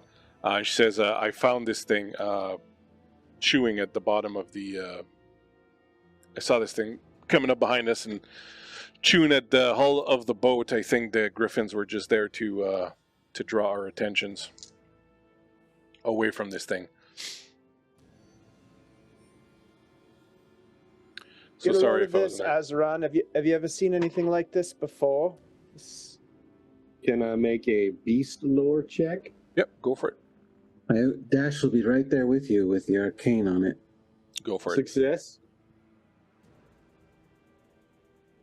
Oh, yes. That would be a dragon on a skill check. Well, look at you go.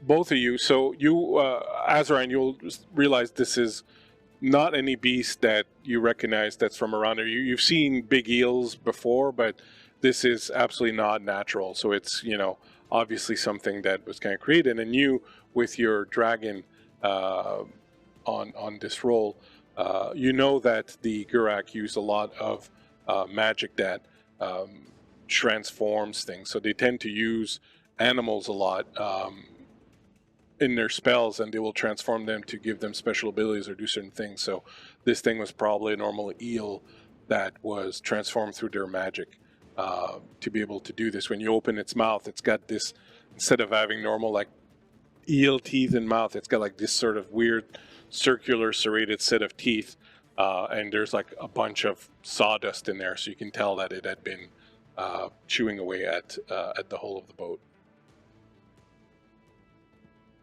And it's just rapidly disintegrating in front of us. Yeah, as it's been killed and the magic is fading away, it's just slowly kind of falling to That pieces. is what happens, Razik, when you use magic to alter. Once the alteration is dead or no longer providing power, it doesn't hold together. Ugly beast. Quite a contraption. He'll look back at Orzia and where did you find this thing then? Well, I was trying to maneuver to get behind the one you were fighting to get a better shot at it, and I just saw the length of this thing moving behind the boat. I thought it was going to attack us, and when I looked over, I saw that it was attached, kind of like a leech to the boat, to the back of the boat. So I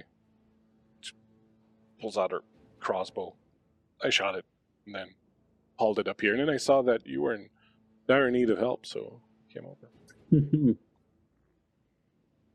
Wonder, do you reckon this creature was meant to bore a hole in the hull? If not to catch a ride, perhaps make trouble for our floating. Yeah, you get the feeling that you're probably not as not being followed as you thought. That there's probably at least one Gurak shaman and some other Guraks coming up behind you. They would have been fairly close to be able to send and control these things over here. Yes. So you're not as alone as you thought. Lothair's just going to quickly come up behind Dash, wrap his arm around his shoulder, and give him a bit of a squeeze, pat him on the back, quite hard. Yes, yeah. Oh. Smart, good thinking, good work, by the way. Cheers for not letting me hit the dick. But Right. it appears that we may have companions on our tail, does it not? At least a small crowd following. Yes.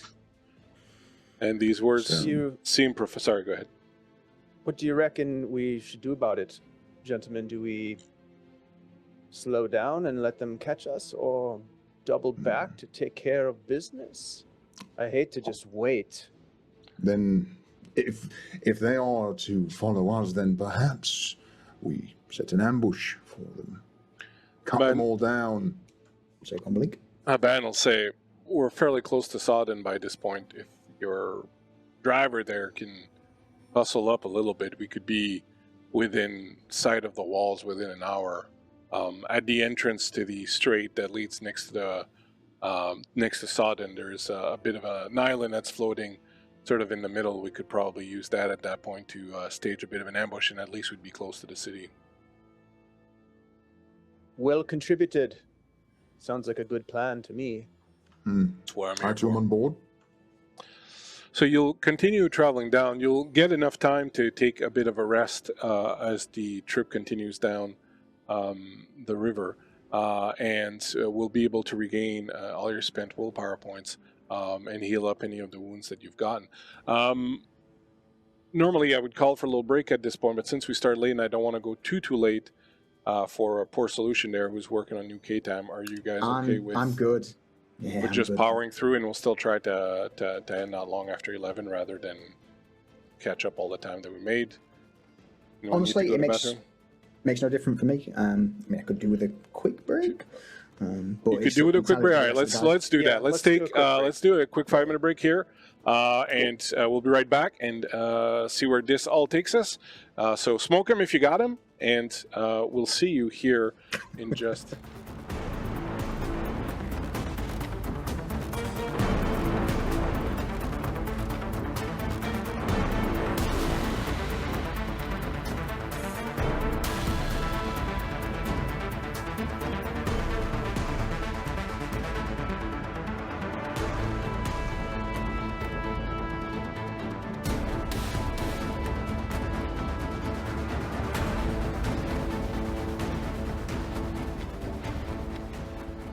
We have returned. I don't know if we were hot mic'd or not, but We have returned after this refreshing break that we've taken. Thanks so much for hanging out with us and being patient with the little tech gremlins that I'm creating as I go along here, because I have no clue what I'm doing. I'm pretty sure that a year from now, I'll be much better at this. We were on a ship, on a little barge, heading down towards Sodden, where you hope to be able to find a safe place to deposit the rather important package that you're carrying. You were attacked by some animals under the control of the Gurak, basically indicating that the Gurak are hot on your tail, even though you can't necessarily see them right now. Hopefully the chat can hear me and can hear you. We'll do another round of introductions at the end of the game. For now, let us dive back into our little situation here. You find yourselves arriving here now after several more hours of boating. You find yourselves arriving in the Sullen Strait here. You notice the little island that Haban was talking about, where you might launch an ambush. But as you approach, I would like any and all of you who wish to make a spot hidden roll, and if you have a what's that called?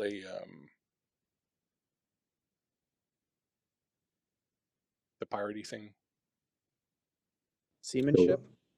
No, the Sailing? not the telescope, but the Spyglass. Navigation? spyglass. Yeah, if you have spyglass Oh, magnifying glass. or magnifying glass, you can use that to get a magnifying glass is like a Sherlock Holmes thing. Yep, I got Yeah, that. if you have the spyglass, the I long do. thing, you do. So then you can get a boon on your Nice. spot hidden roll. Okay. And just before we hit this, a few hours ago after the ambush, Dash did sit down and start to twirl his staff around a little bit, and the blue cloth and the crystal moved around a little bit, and then the crystal kind of lit up, and his eyes went from blue to like a weird orangish yellow, and he is now the other Dash. So The other dash, as if one dash wasn't enough. right. But right, all right, spot hidden. So here we go. Lothair is going to be stood at the front of the boat, one foot on top of a crate in the typical pirate fashion, spyglass out. Yes, success. A 5 one. under 14. A 1. A 1. A 1. Look at us with our dragons on skill rolls. Yeah, that's right. Yeah. Well, all of you who make your roll will notice that there are a lot of ships in the strait. Several of them are off a little bit further down. A number of them are in the port area. And with your dragon on your spot, you will notice that these ships have their their various flags and whatnot sort of removed, but you notice that all of them have a lamp at the front of the boat. Dash, come here a moment. Have a. Here's what I think they are. Lothair's going to hold the spyglass towards Dash. He'll hold up his spyglass behind your spyglass. Yes, okay, of course. 2 positives make a negative. Yeah. Yeah, that's troubling, because yeah, that's troubling. Hey, What do you see? just a second. Dash is going to move suddenly a little quicker than you've seen him so far. Goes scurrying across the deck to the Ifriti and goes, "Hey, buddy, like, this is where we want to go, and you're going to be free and all, but right before we free you, any chance you can, like, communicate with other of you?" Just very quickly while this is going on, Lothair will shout out to Ralzik. Boats Lots of boats, lanterns, similar to what we had. Just to fill the rest of the group in. Sorry, go on, Dash. No, it's okay. And Nafit says, unfortunately, we would have to be much closer. The magic that keeps him tied to the boat makes it very difficult. And as opposed to what some of you might think, we are not all friends. What do we know about... Oh, go ahead, Tim. Dash is just like, friends. No, I'm not really needing friends right now. More like, do you think you could ask them if they want to be free? And we'll just burn all the boats? I do have an idea.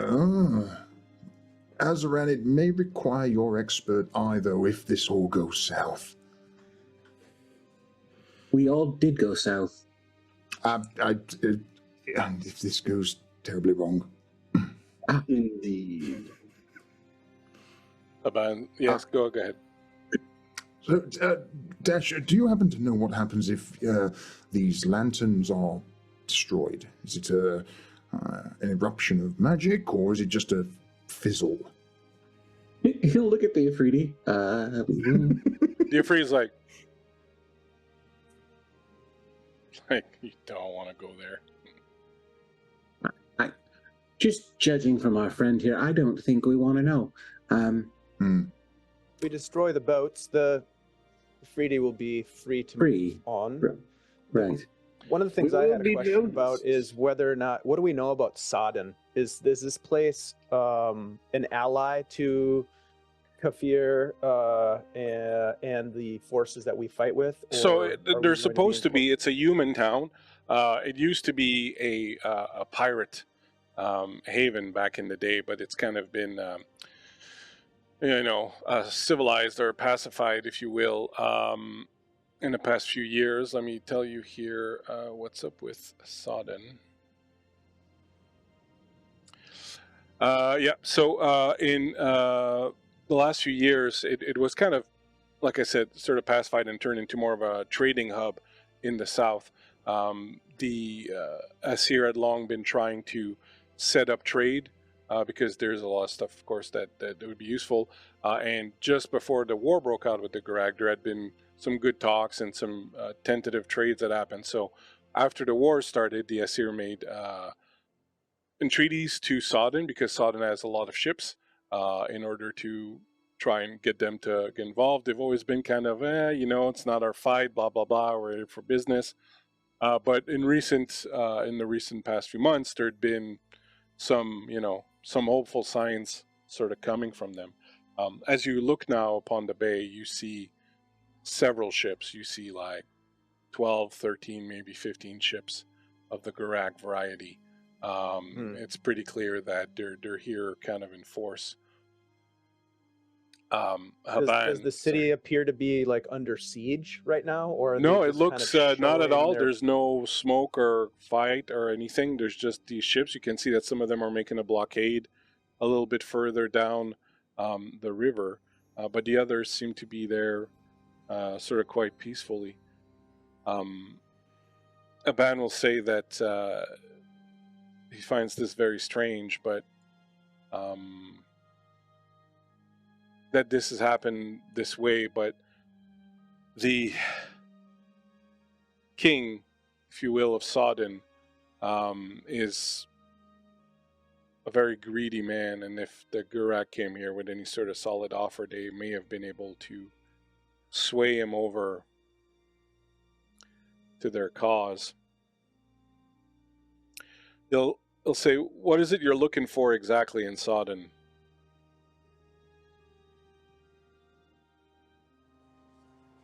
It's a damn good question. We're not looking to make a scene. If that's what we're thinking about. I imagine we'd all like to perhaps free these Afridi from their bondage to these ships, but we do have a primary objective, which is to keep this safe. Right. We do owe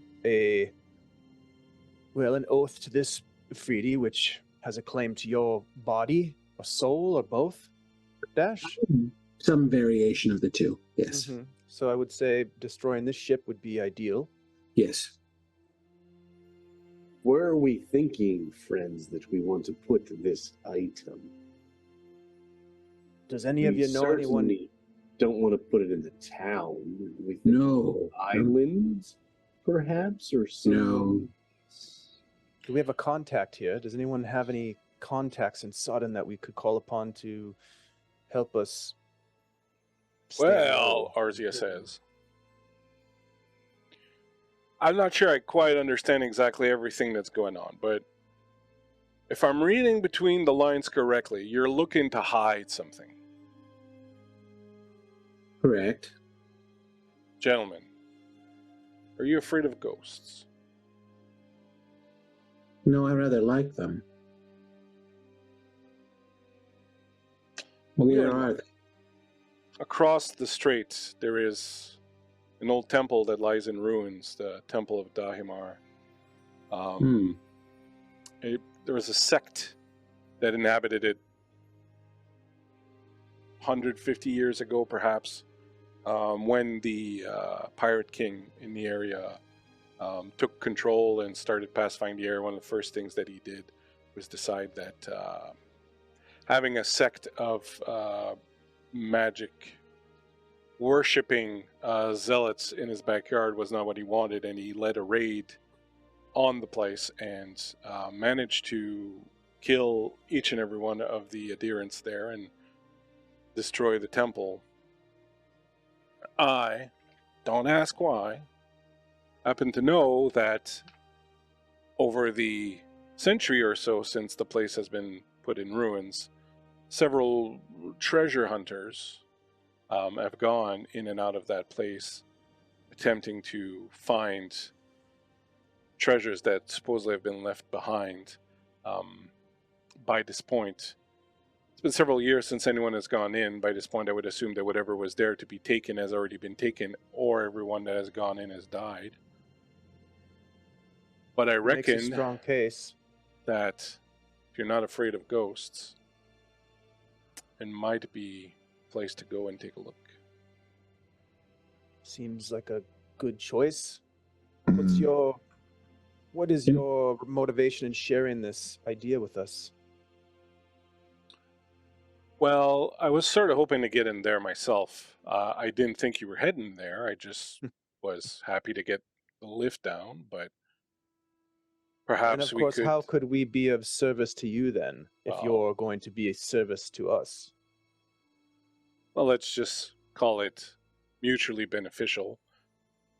I'll guide you there, and you, for lack of a better word, escort me as I do what I need to do, and then I'll be out of your hair, and you get a place to hide your whatever that is down there. Can I attempt to discern what she might be after with my myths and legends skill? Yeah, go for it.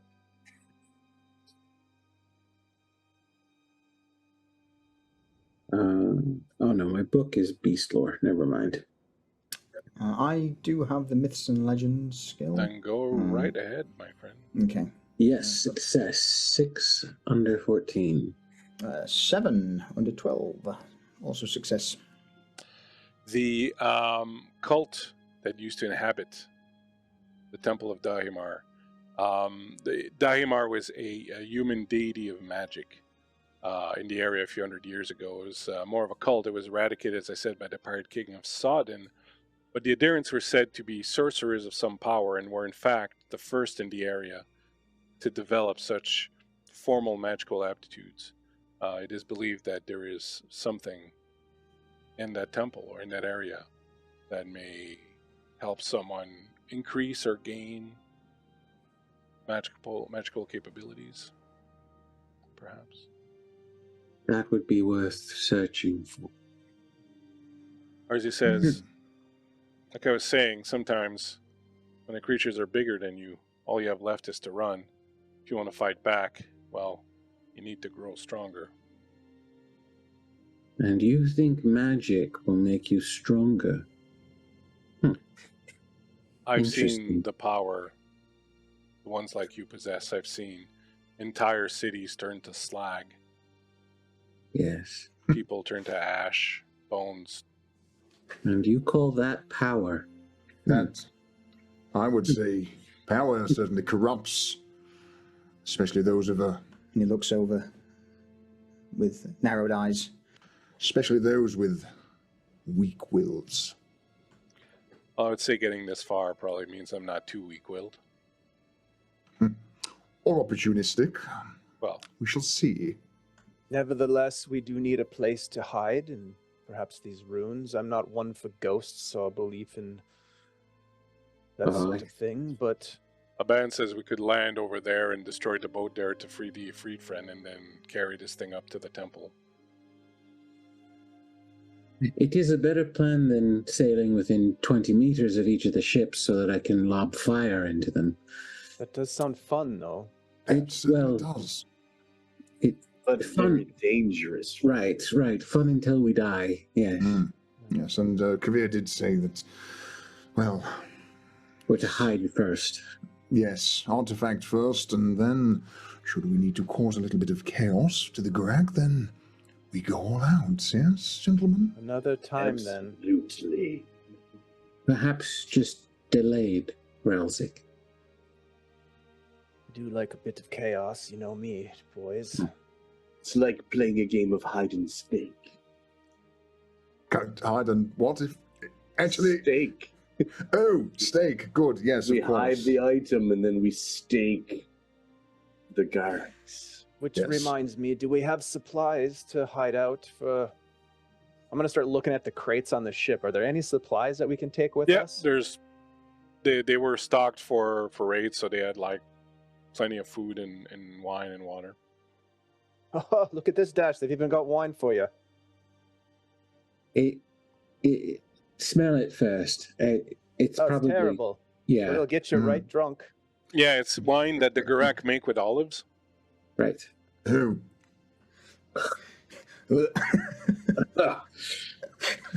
Just That a hurt thick- every bit thick of wine. every bit of me that's ever had alcohol. Just But they also make Shudder. this great cooking oil with grapes. So with, there you go. Yeah. heathens! Yeah. that is why we're at They're war so with them, close. They're so close. and that is why we fight them. Right. We need to eradicate this process.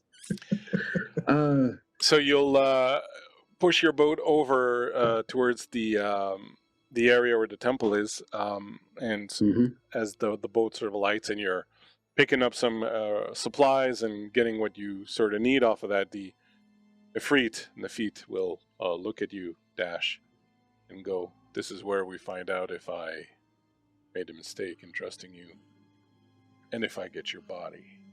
Now, you are a little bit skinny, and I seem to perceive that you have perhaps a drinking problem, but those are things that I can live with.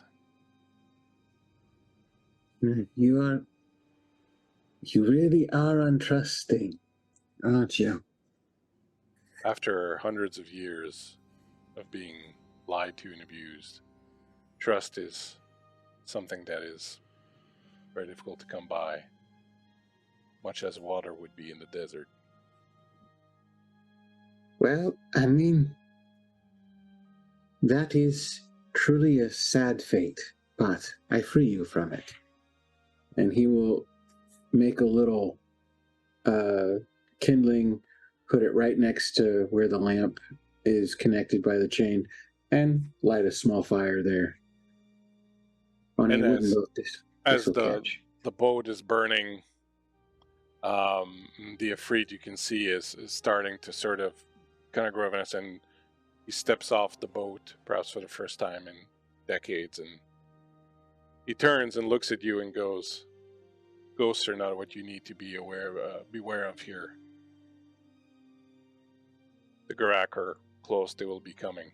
I can sense my brethren on their barges now that I'm free. A great number of them.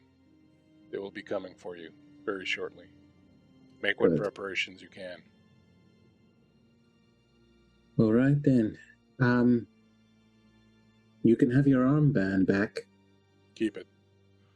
Let it be a reminder of why and how being true to your word can be beneficial. Very well, my friend. And with that, one thing, yes. One thing before you leave. Yes. What is your name? My name is Nefit. Dash. Dash, the trustworthy. Goodbye.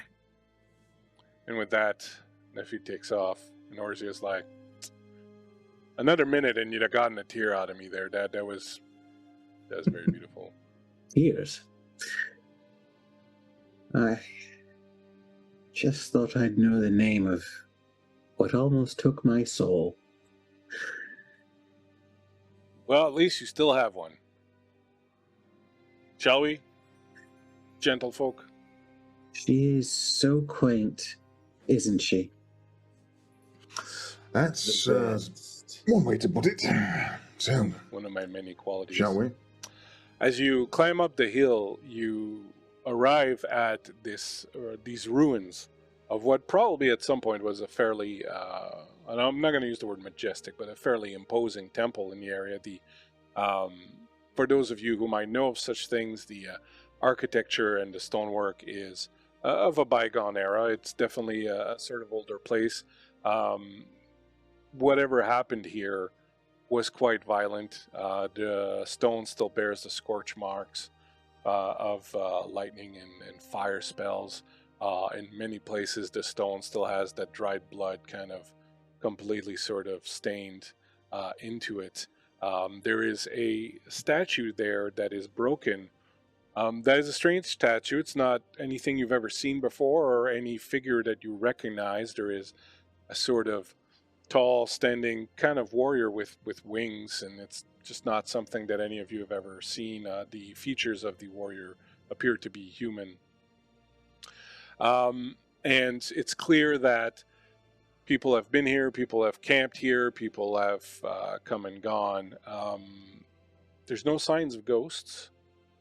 However, there is the sense of a great tragedy that has occurred here that is still sort of can be felt throughout these stones and through the air in the area. However, Ardashir, if you would give me a roll on your magical skill.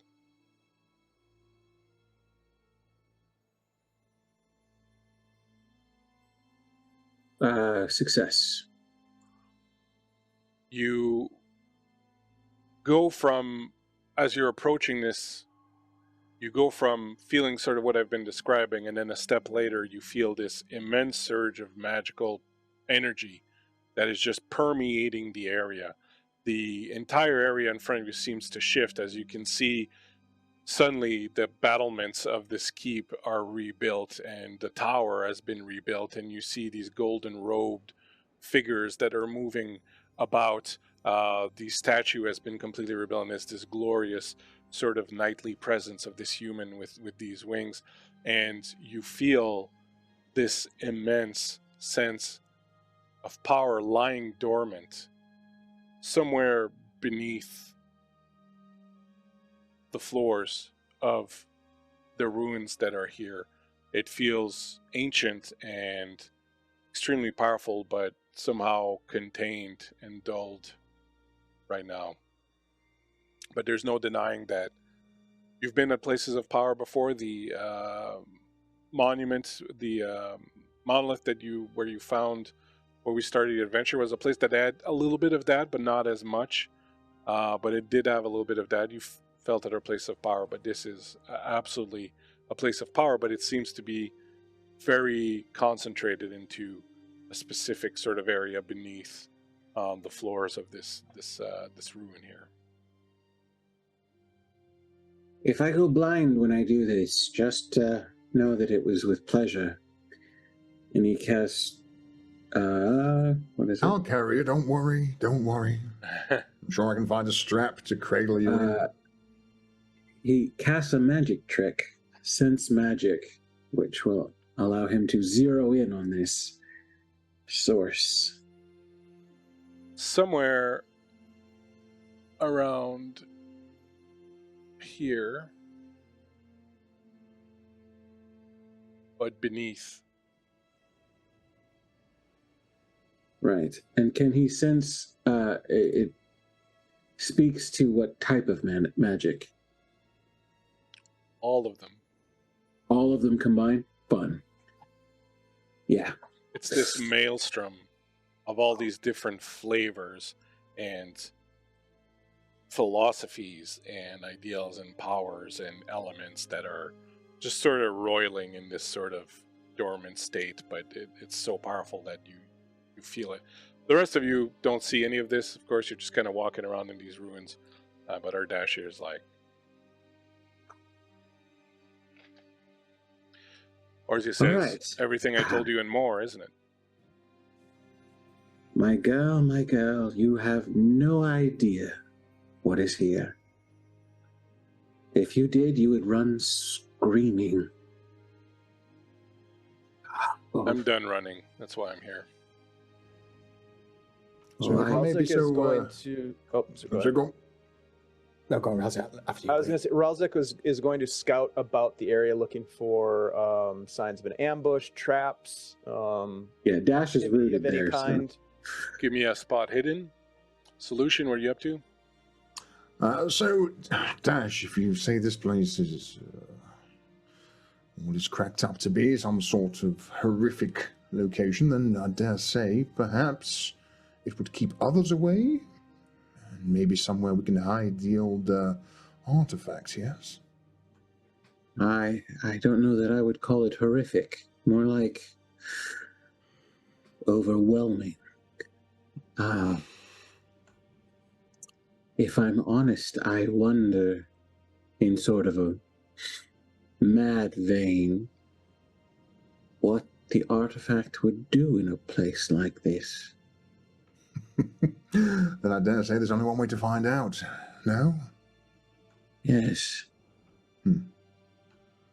I think I'm crazy enough. Let's try it.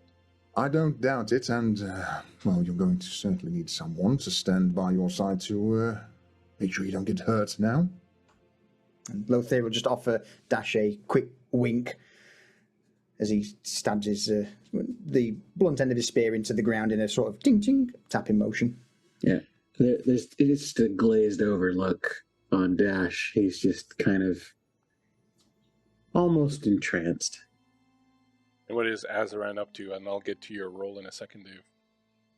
Well, we've come this far, friends. I guess I would just do an awareness check to see if I see anything moving or anything that I notice is unnatural or problematic. Go for it. What did you get on your spot hidden check? I succeeded by 2. So you find that there's several areas that have been dug down in attempts by people to sort of go underground and whatnot. There are several areas. I've only made 2 here, but there would be like plenty of others sort of around the area. But the 2 that appear to be sort of the most viable ones would be those 2. And as you kind of sit there, you get the feeling they probably all kind of lead to the same area.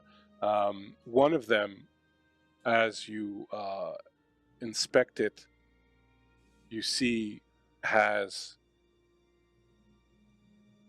fairly recent and fairly large claw marks of some sort of wild animal that has probably kind of built a nest in one of them. But the other one seems to only have very old footprints, all of which go in, but don't really seem to come out. Well, I didn't find any traps to speak of. Good. There are a couple of entrances that go beneath the ruins. I would avoid the one with the wild animal nesting in it and perhaps enter the one with the old boot tracks heading in.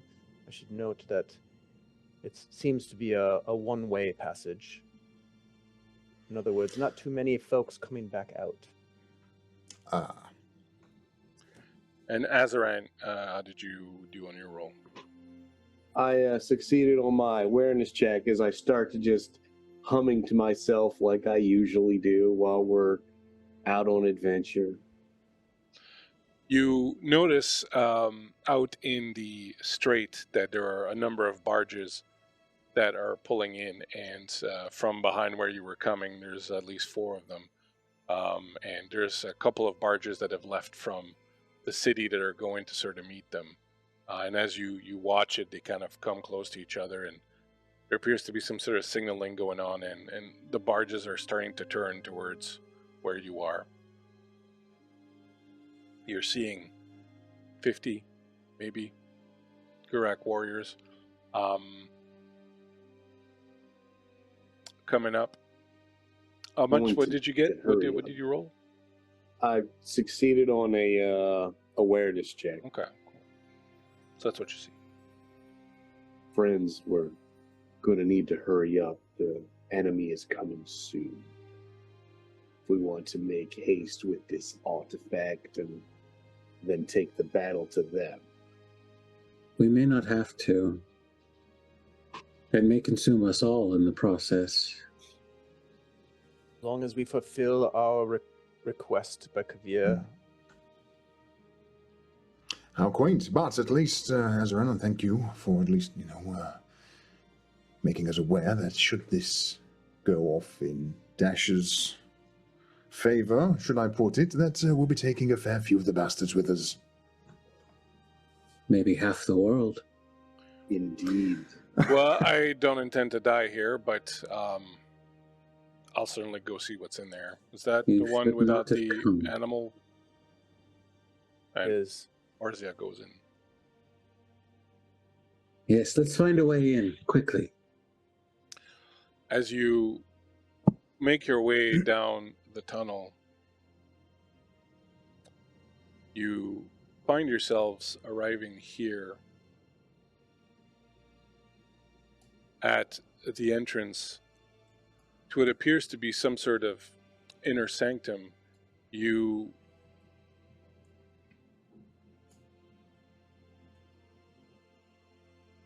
trying to find everyone's. There are so many museum pieces. As you enter into this tunnel, it goes from being sort of a man-made, hand-dug tunnel into what was probably at some point a veritable entrance that would sort of come down, and you see brick wall that starts to appear out of the earth and sort of forms this little entranceway. There is a symbol on the ground that you don't recognize, some sort of strange sun-like thing that is carved into the floor. And as you approach the entrance, you can see this giant stone hand that has been brought out of the ground. And the only way this could have happened clearly is through magic, as someone would have used magic to mold the stone to sort of come up. And there is a statue there, and it's a statue similar to the one you found outside, except this one is way more ornate. It is covered in jewels, and you find this right away interesting because it's clear a lot of people have come here, and yet this statue appears to be unmolested. And there is a brazier still that burns at its feet. And as you approach and gaze further into the room, you see several sights that leave you a little speechless. Over up here, there is a giant, again, quite possibly molded from rock with magic, a giant statue of a serpent that is coiled, its mouth open with ichor sort of dripping out of it. A little bit further down into the room, there is what appears to be some sort of sarcophagus with a body lying on top of it, a body that has been mummified and is resting on top of this sort of dais sarcophagus thing. But the thing that arrests your attention the most is this giant pillar that seems to erupt from the ground. Like, it's clear this pillar continues way further down into the ground where you are. Even those of you who are not magically active, as you approach this pillar, you feel waves of energy rolling off of it. It's as if it's reaching out to kind of feel you out and test you and see who you are. And these waves of purple energy just sort of amassed around it. And the closest thing that I can sort of describe here to give you a feeling is you get the feeling of something that is coiled and kind of waiting and just, ready to sort of be released and sort of explode. But it is quite being contained. It's clear that this was some sort of worship area, as you can see a dais up here with an old lectern and some books and things on there. And these stairs lead all the way up, eventually near the top of this sort of monolith that's there, and it's got all sorts of strange glyphs and writing around it. The braziers are still burning in here, clearly evidence of magical fires. You can see that the foundation around here is cracked in several places, and already in places the ground outside has started to sort of spill in and break some of the walls. It's probably, a few years away still from being completely sort of, I'm just thinking of the French word ensevelie, but before it kind of becomes a sinkhole. But it will at some point down the years. The foundation haven't been quite eroded, but this monolith that's standing in front of you is like nothing you'd ever seen before. The energy just radiates from it. You can all make, I'll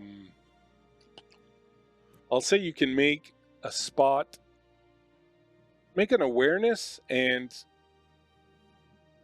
Tim, if you want, if your magical skill is higher, you can roll on your magical skill rather than awareness. Well, gentlemen, this is certainly a unfamiliar and foreboding place we've come to.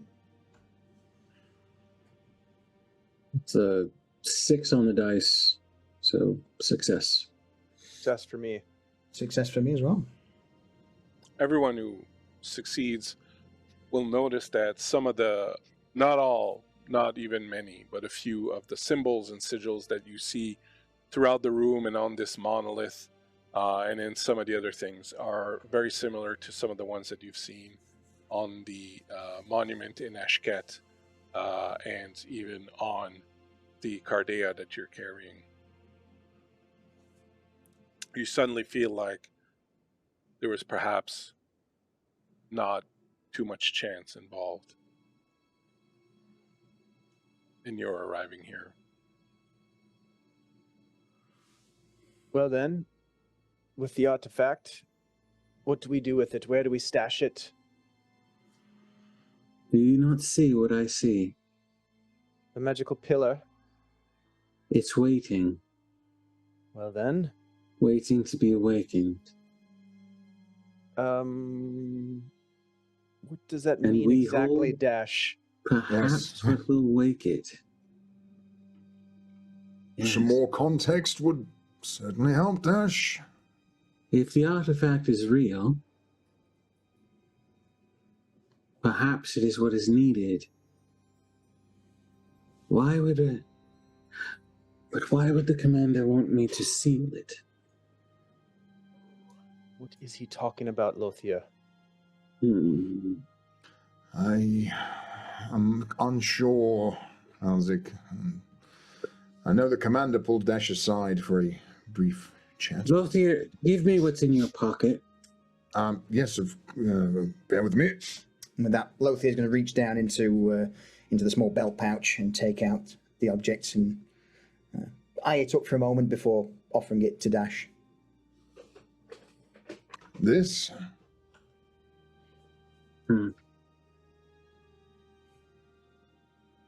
So the item most of you will recognize to a certain degree. There is something called a phantom tear, and it is a magical object that emits a light that only the Aesir can see, and is used often as a beacon because it can be seen from very far off if you're an Aesir. And this is one of those things. There appears to be more to it than that. Like there are several more sigils and things sort of inscribed in it. But at the core, it appears to be a phantom tier. Lothier just squints his eyes for a moment as he's handing it over. Yeah. Dash, what are you thinking? Mad thoughts, Lothier, mad thoughts. Yes, I'm not surprised. As for you're the saying moment- that, Haban comes running in. He stayed outside to kind of scout, and he's like, I really don't want to rush you gents, but I make about 50 of those bastards coming up the hill right now. They're going to be on top of us pretty soon. So whatever it is you're going to do, I'd suggest you do it chop, because they coming. Right, so... All right, let's try this. Someone bring the artifact. We're going to the top. All right. I will hold the breach for the moment. Stand at the back. Die with you, Lothier.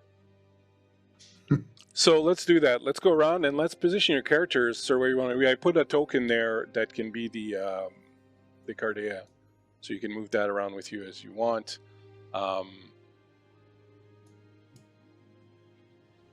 He's not going to stand in front of you, but he'll stand. Haban, if you could stand Yes, sir. back. Thank you. Right, which is Sounds like you and I will create the opportunity, and when you get that, you know what to do. I Good old 1-2. Az. And Lothier will look over towards Azaran.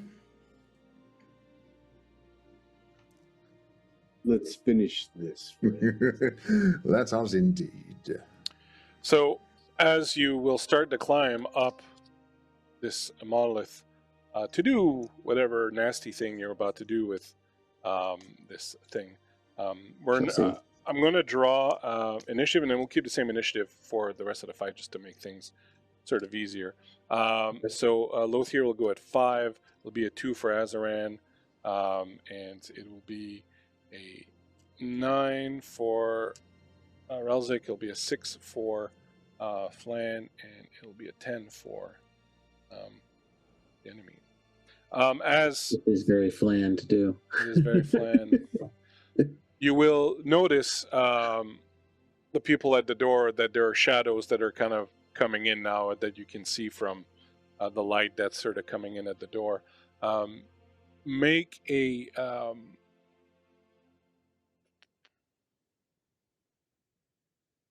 make an awareness check, everyone that's at the door. Okay.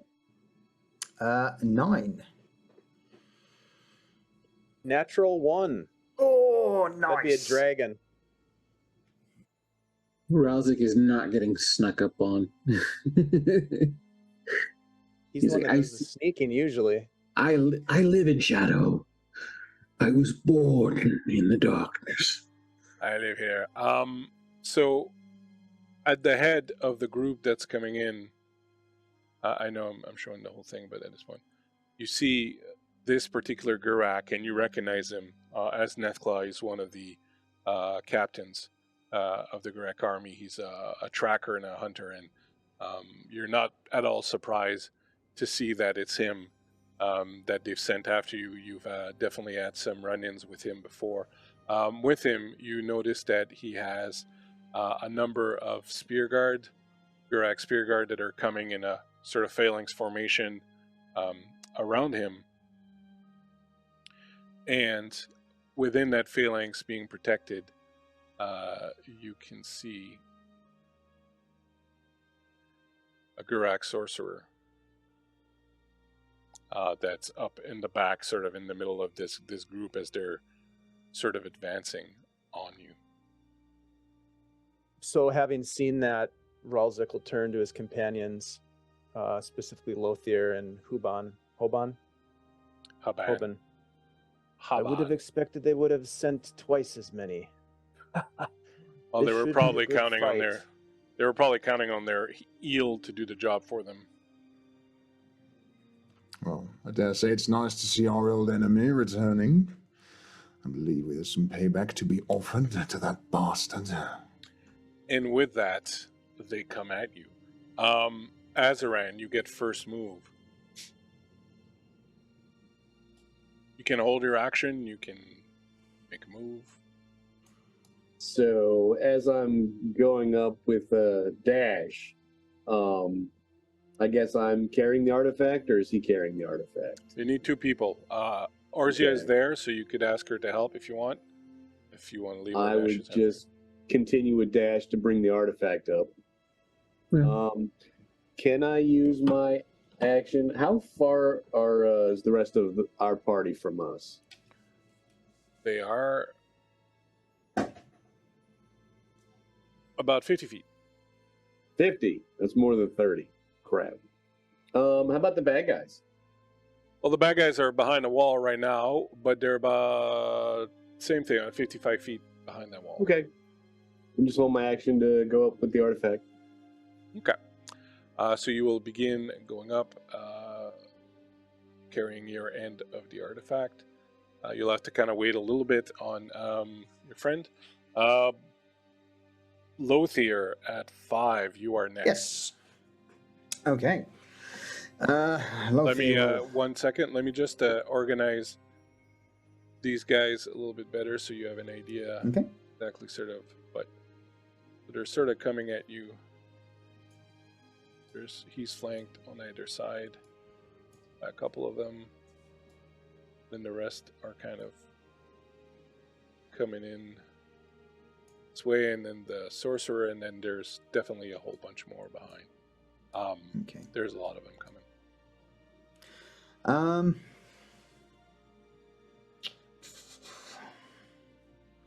I'm going to.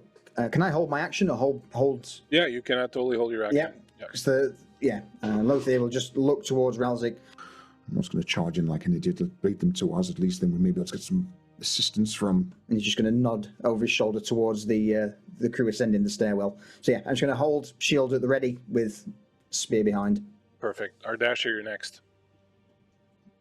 So yeah, we're just gonna huff it up the. All right, so The I'll steps. say you'll get to the landing. Okay. Easy enough. Or just coming up behind, and she goes, "Do you need me with you, or?" Do you seek power? Just gives you a smile. I can't promise this will grant you power. I can promise you it is power. Good enough. So she will keep climbing up with you. And then that's at 6. At 9 will be Ralzik. Ralzik is going to position himself to get a sneak attack opportunity. All right, so you want to give me the main guy. a stealth roll, Mhm. which is called sneak. I do believe in this game. If you're going to give me a sneak roll, we can determine how well hidden you are. Pretty well. I rolled a 7. So All right. yep. It's pretty good. So as you're holding action at 10, they come in.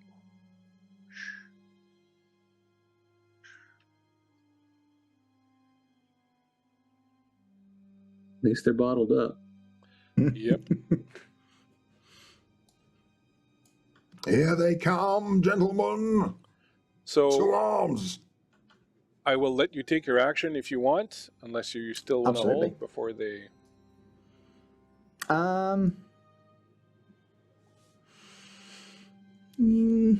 Yeah, we will just go. Actually, Holy no, shit. I'll continue to hold. Yeah. Yeah. I just turned back to the map and I was like, what? They're multiplying. I got Yeah. chills. They're Oh, multiplying. man. Ah, man. Okay. So I will use my my action. So immediately as they come rushing in, Lothier is going to strike out with his shield, with the spear over the top, and I'm just going to strike the what's it? Neskla? That's the one. Yeah. All right. Just go straight into him. All right. Do it. No. Do it. I know. I'm going to push myself. If you haven't I'm gonna used have it, you to. still have an advantage that I give you at the beginning of the game if you haven't used it yet. In that case, yes, we'll use the advantage because that was a 19. All righty, go for it. I'll take the 10, which is a hit. All right. He's coming in. He's got 2 of these strange sort of cleaver weapons. and he's just charging in like he's a really rough and tumble kind of fighter. So go ahead and give me your damage. I need my pen. That would be 7 points of damage. All right. Just where's my paper? Here we go. Deathclaw, 7 points of damage. Does he have any armor? He does. You hit him. He's wearing chainmail, so you Okay. do some damage to him. But his armor takes a little bit of a chunk of it. You Sure. can. You can hit with your shield if you want, but that would means that you won't be able to parry with it later. No, we will. We'll Keep it keep for the defense. parry for now. Yes. Haban will take a roll, and Ralzik, you are stealthing and may go ahead and do your worst. All right, so Ralzik is going to move forward right behind the leader that they have probably had run-ins with before and have some history. Mm. And he's going to sneak attack and backstab Yes, sir. and double slash the Whoa. guy next to him. All the actions. I'm going to use it all right now because Ralzik also knows he sees the writing on the wall. This is the last battle for him. I'm going to use my one advantage here on the first attack against what's the bad guy's name? Nethclaw. Yeah, that guy. Nez claw. It's like a white claw, but it's Nez. Yep. It's So that's Neth. definitely a hit. N-E-T-H. Neth. N-E-T-H. Nethclaw. As I come up and twist the dagger into him because I rolled a 4, I'm just going to say, Neth, you should have kept your eyes open clearer, and just jab it in. And then the attack on the other guy next to him is not with advantage; it's a straight roll. But that is also going to be a success with a 10 on the die. So now I get to Nice. roll a bunch of damage. Oh. Explode the rogue. Right. 22, 24, 28. 32 points of damage against both of them. On each? Yep. Wow. So describe, please, in gory detail, how you kill Nethclaw and his closest buddy as they charge in, completely unawares that you're there, and you step out. This is what I do. This is what I do. He'll come up, like I said, behind Nethclaw and just say, "You should have kept your eyes open clear, old pal." And I'll just put the dagger right into the back of his neck and just cut him off from even saying anything if he tries to grasp. And then he'll just pull it out and swing around and with his other dagger jab it into the guy behind him off to the side and drop him as well. In one fell swoop, you have ended two of your enemies as Nethclaw crumples to the ground, throat slashed, and the nearest, I don't know which one you were attacking. Whoever's one? closest is fine. Yeah. Crumple down in front of you, both dead in a That's a matter. nine will point attack right there. Wow. Worth. Yeah. Any will points left? I have 4 left. All right. Okay. Yep. Awesome. And following this, the sorcerer at the back. Actually, I'll do the attacks from these guys first. This one will attack Lothier, and with a 14 will miss as he swings his spear at you and misses. The other one will attack Haban. Two of them will sort of move in on Ralzik. First one, an 18, will miss. The second one, a 4, will hit. And so doing to you, Ralzik, that is 6 points of damage minus your armor. If they're going in on Ralzik, think again. Nice. The shield will be there. Do your parry. So- Nice. Yeah, so I'm going to go straight in with my Guardian. So it's 2 will points to knock that down to 9. Yeah. It's like these guys have done this sort of combination Maneuver before, right? Yeah, exactly. They've been in Yeah. many battles together, I imagine. So just as Ralzik's cut down Nethclaw and his lieutenant, the shield just slams over the top of his head. Much appreciated. Fear not, I've got you. All right. So, what do you need from me again? Sorry. So yeah, you're going to make a parry, so it's on doesn't really your. matter. It's a 2. All right, perfect, no problem. So it comes in, bang! The spear bangs off right off of it, protecting your friend. This puts you in a little bit of danger, as there was another one that was coming up behind, and it will take a strike at you. Ooh, with a dragon rolling a 1. And so as you expose yourself, holding up your shield. I will also use... I take that back. Never mind. I can't use that. Go for it. All right. So as you expose yourself to protect your friend, you open yourself up here, and the other one that was coming up behind comes in with a spear. So since you're using your shield, I'll say you don't get the armor from your shield, but you'll get all your other armor. And so he will do 12 plus 10, 22 points of damage as the spear just finds a chink in your armor and pushes in. So this is minus your armor. Okay, so armor would be, this is going to be painful, 4, so 5, so minus 5 from that, 22, takes it down to 17 points of damage. Well, you know, no one said it was going to be easy. Absolutely. Let me put on some so with that... combat-y music. Yeah, so as the shield slides over the top of Ralzik, just hear that. Ah! Fuck, bastards! And, yeah. Spear punches into Lothier. Spear, not the rod, nor the Aesir General. And as the other ones are kind of piling in, the sorcerer will get in on the action.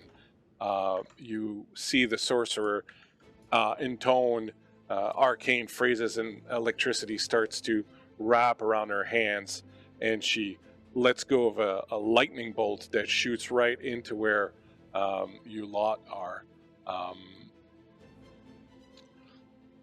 Calls down a flash of lightning, and it will be directed at Ralzik, who just obliterated the boss. I'm just seeing metal armor has no effect, but a spell can be dodged or parried as a ranged attack if you have a way to commit to doing an action. We'd have to have an action left or a reaction. Well, I do have fast footwork that I think I will use here, even though it eats up all of my will points. I feel like this hit could really take me out, so I'm gonna try to dodge. Alrighty. So Without you're using my dodging action. as if it was arranged. Is that possible to do? Yeah, absolutely. Okay. So in dodging a range attack, you roll your evade. Oh, okay. I have Now evade the here. thing is, if you're dodging, normally you could wait until you roll evade before damage. You could wait to see if you've been hit, but in this case, the magic hits. So Okay. go ahead and roll your evade. Okay. Ooh, that is a failure. All right. As long as it's not a... It's not a critical fail. So if you have metal armor, it's not going to work, but if you have leather armor, it'll be fine. It's not I have actually leather. that much damage, but no, you're going to be fine. So it's 5 damage, and then it's going to jump over to Lothier. Lothier, I believe you are wearing metal armor. Mm-hmm. Can I class or do something as a reaction to this? You've used a reaction already. Do you have another one? Well, it depends, because I know your shield gives you a reaction. So your shield gives you a reaction that you can use for free, and that's what you use to protect. That's yes, yeah. I use the protection to protect Ralzik. If I have another reaction, there's something I'll do. If not, I'll just take it. Well, what is it that you want to try to do in The evade? blessing. Um, Blessing of Suna. Yeah, you totally do, because the shield gives you the reaction it used earlier. So go ahead and do that. Okay. So immediately as this is going off, you just see a flash of radiant lights just illuminate the chamber, and Lothair stands tall. The blessing of Suna washing over him, which restores 20 HP. Nice. Nice. Oh my god, that's clutch. Just in time to take 5 electrical damage from the thing, and Raban will take 3. Take 5 also, Raban. All right. Cool. That was a lot of murder and mayhem at 10. We'll go right back to 2, which is Razan. Well, I guess we're still carrying this item.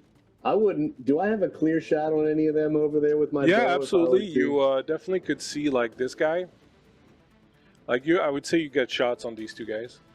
So could I have our NPC there grab this while I take some shots to help protect our friends? Absolutely, she will pick up your side of the Okay. burden. I'm gonna Put some shots in. Please carry this while I help delay this assault on us and kill some of these fools. Kill these fools. Yep. So Let the bodies hit the floor. Exactly. So let's twin shot this like a boss. I'm going to use one of my advantages. Ooh, and Andy 3D. G3D just gave everyone an extra Hey, thanks, advantage. Andy. Thank you, Andy. Nice. Andy! Andy's Okay, like, I'm good. just happy I'm off tonight, and Bleak screwed it up all on his own. Thanks, Andy. That's a hit on the first one Nice. and a hit on the second one. All right, give me damage. So, let's see.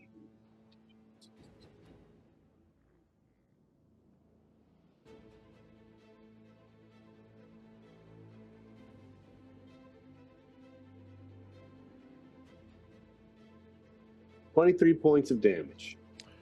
Well, Nice. that one crumples right in front of Aban just as it was raising his spear to come in, and it falls to the ground. Was that for both? That was both of them together, yeah. All right. Wow. As I again Well start done. humming. And you totally, Lord of the Rings styles, like fire both your shots and kill 2 of them as they fall. The bodies are starting to pile up at your feet in the palm of this thing's hand. At 5 will be Lothair. All right. Quickly going to turn to Ralzik. Perhaps we should start pulling back a little. And with that, I'm going to... Lothair is going to step back. You Can I can attack you them, can move? daintily step over the corpses. Don't worry about it. Okay.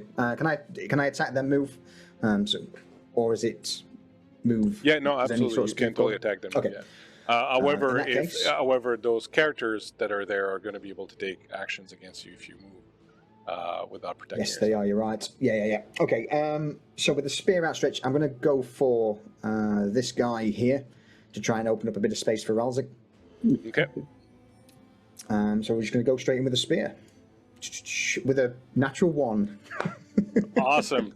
So you do full damage, and then you Yeah, roll we're your good. damage on top of it. Yeah, you guys were pros, Holy man. shit. Yeah, we are. So give me full veterans. damage plus roll the damage on top of it. Okay, so full damage would be d10, d4 plus 2, so 16 plus... Let me just clear the 20 out. Plus 5. So 21. That's enough to kill him. So describe to me, please, how you. Absolutely. So Lothair, having took this spear in the side, this radiant energy washes over him, and as he stands up, he just lashes out with a spear through the head of the man to Ralzik's right, skewering him for a moment, and as he yanks the spear out, the body drops to the ground, and he brings the spear just over the top of the shield, and positions himself just a little bit closer to the two in to the two in front, and hopefully giving Ralzik that little bit of extra space to sneak round. To do his thing. Absolutely Mhm. excellent. So that was at 5. At 6, it'll be Dash. You can move all the way up if you want, Dash, with up to here on your action. With the Orzia helping you out. Yeah, let's do that. She's like, what the hell's going to happen? What is this thing? Oh, I can't wait. I don't suggest doing anything rash. I would never. Are we throwing that thing in there? I said you shouldn't do anything rash, Oh. didn't Yes. I? Okay. What would you like to do? You can take an action. What would you like to do? Okay. So he is going to take the Phantom Light, begin set it to seal the thing, begin sealing the thing, and toss it. Give me a roll on your magic.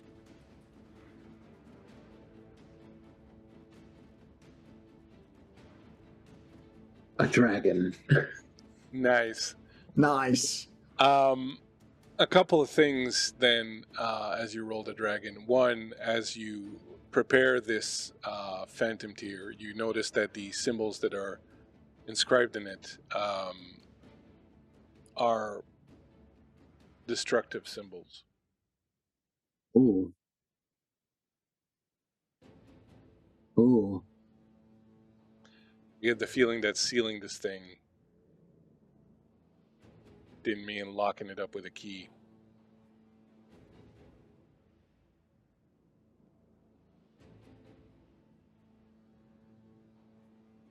Did we lose Tim?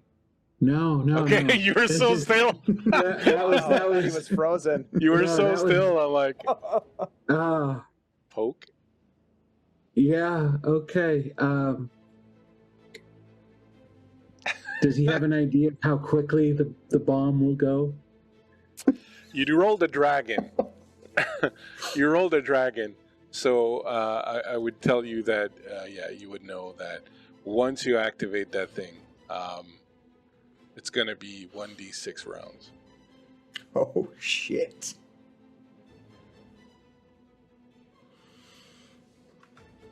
He's gonna. What's the NPC's name again? Orthia.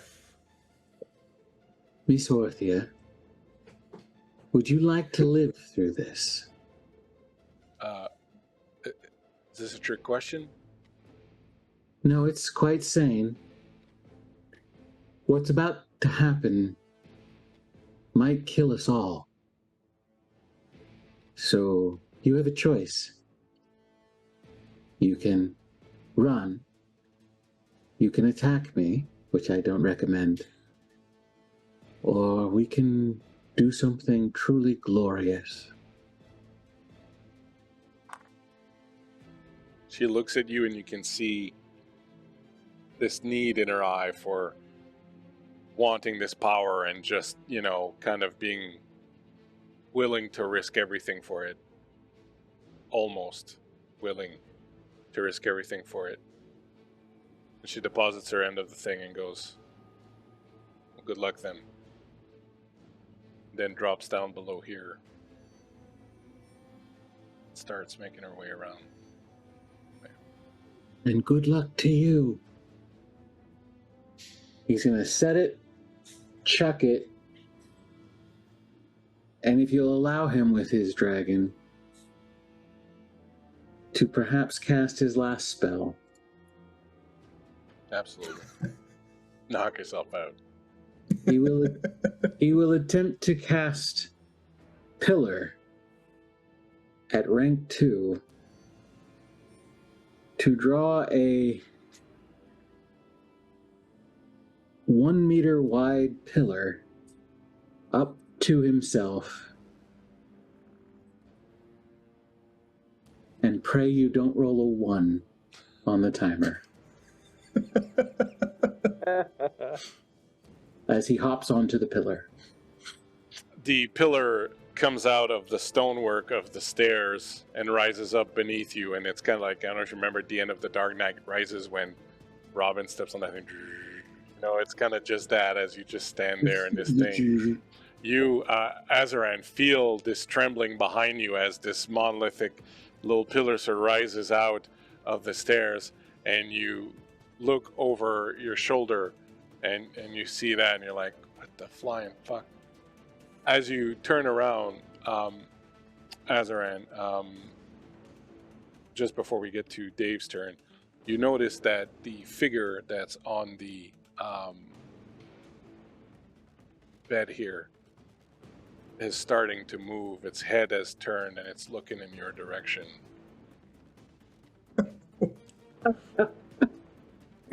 Can I shout out as a free action? Oh, absolutely. A new challenger has entered the realm.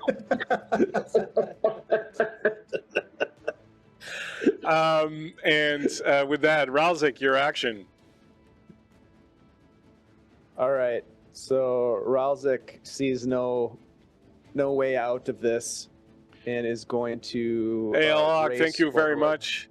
Along 99 has just dropped Hey, some more awesome! Thank you. bits for Thank you. you. Thank you very much. We appreciate it. I'm gonna dip and dodge in between these guys as I come up on their Sorcerer. shaman or their sorcerer, and I'm gonna try to do it in a way that provides me with an opportunity to do my sneak attack, whether it's like dipping down behind one of his own men and coming around on a side that he's not expecting, something of that nature. Okay, I'll tell you what. Give me an evade roll just to see if you can kind of swing around there. And this is what I'm going to say. You're going to be able to do it. You're going to swing around, but the evade roll is just to see if any one of them gets a shot on you before you manage to get into position. All right.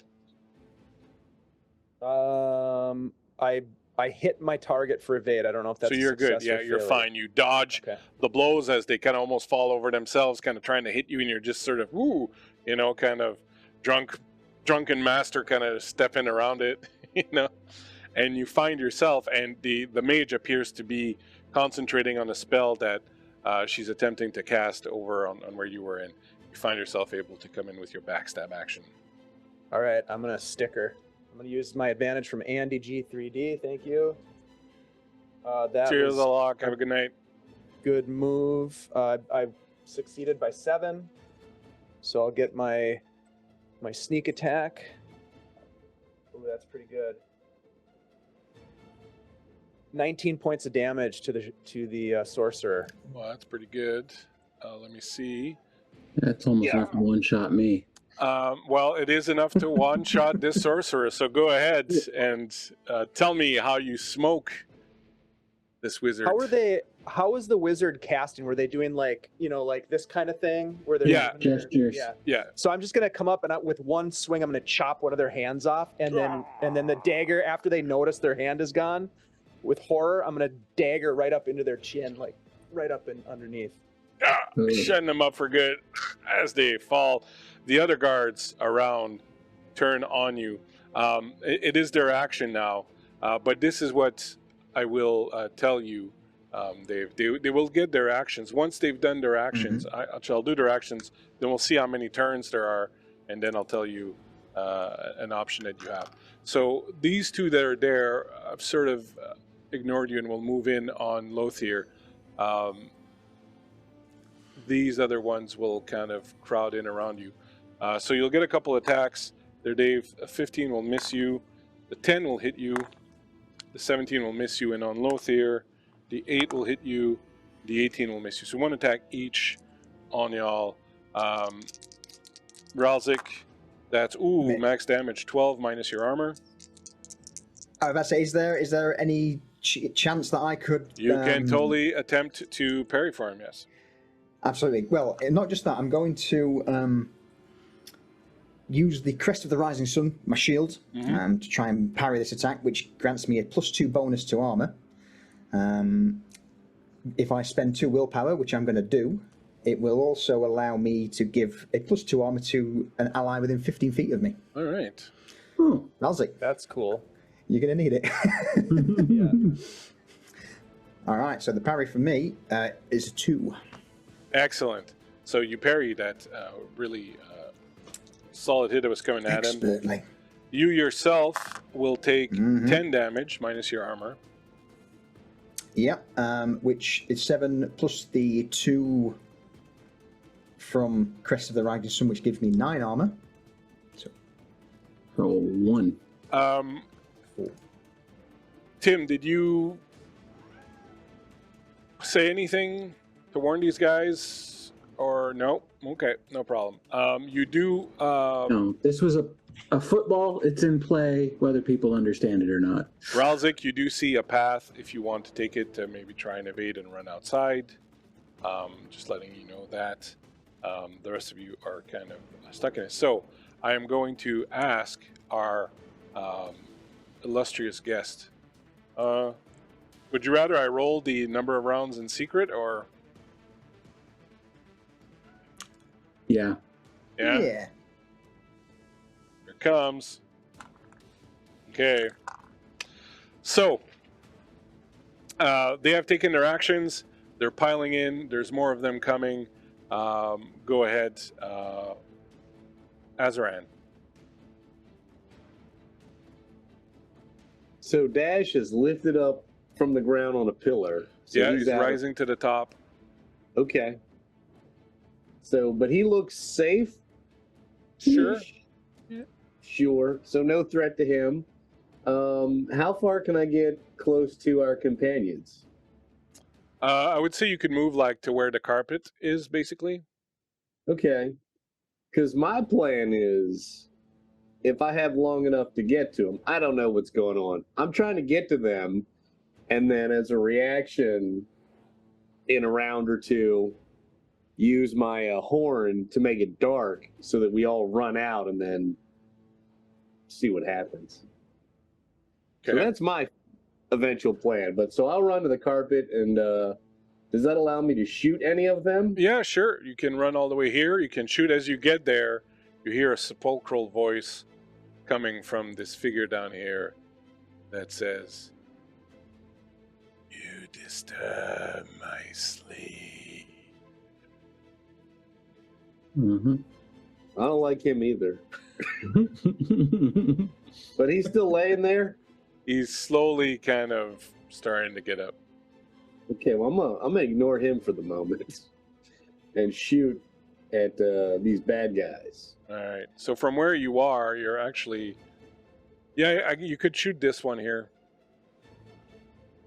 Okay, I'm gonna put 2 arrows in him. Go for it. All right. First arrow, 4 on the die. That's a hit. Nice. Second arrow is an 18 on the die. I'm going to use one of my advantages. There you go. And that's a 1 on the die. You will definitely kill this guy if you're getting a critical success. So Yeah. you pop him with a couple arrows. He falls to the ground. Lothier, you find yourself having a bit of a reprieve as this guy falls to the ground next to you. Azaran, good fucking job.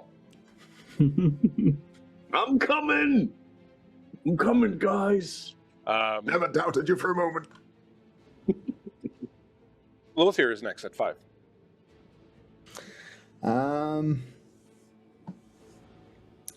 Ralzik's in a really precarious position. So Yeah, he's about to Lothier get will- overrun. You've seen him in precarious positions before, no doubt. Absolutely. Yes. Usually on Sundays. And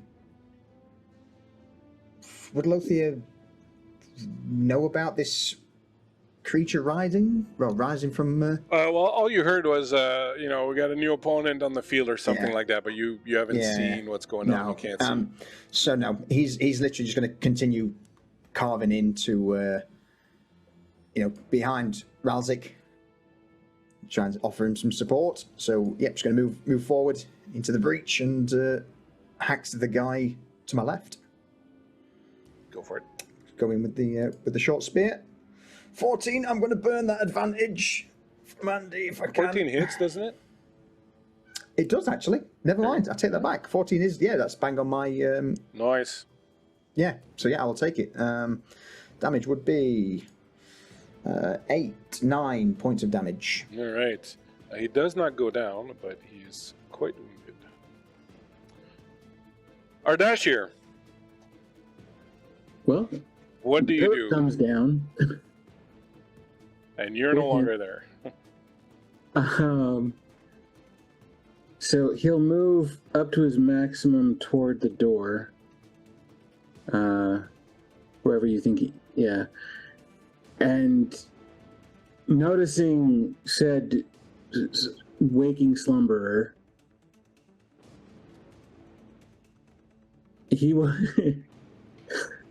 he will look at Azran and be like,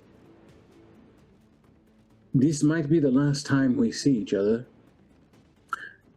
I want you to see something. And he's going to turn to this thing, and he's going to cast Fire Blast on it.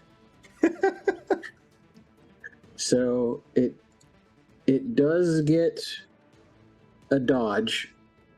It's not going to dodge anything. Okay. So I will roll to hit.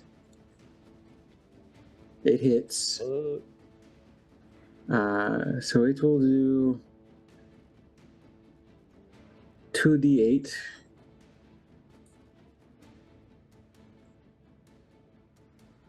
For a total of 12 fire damage.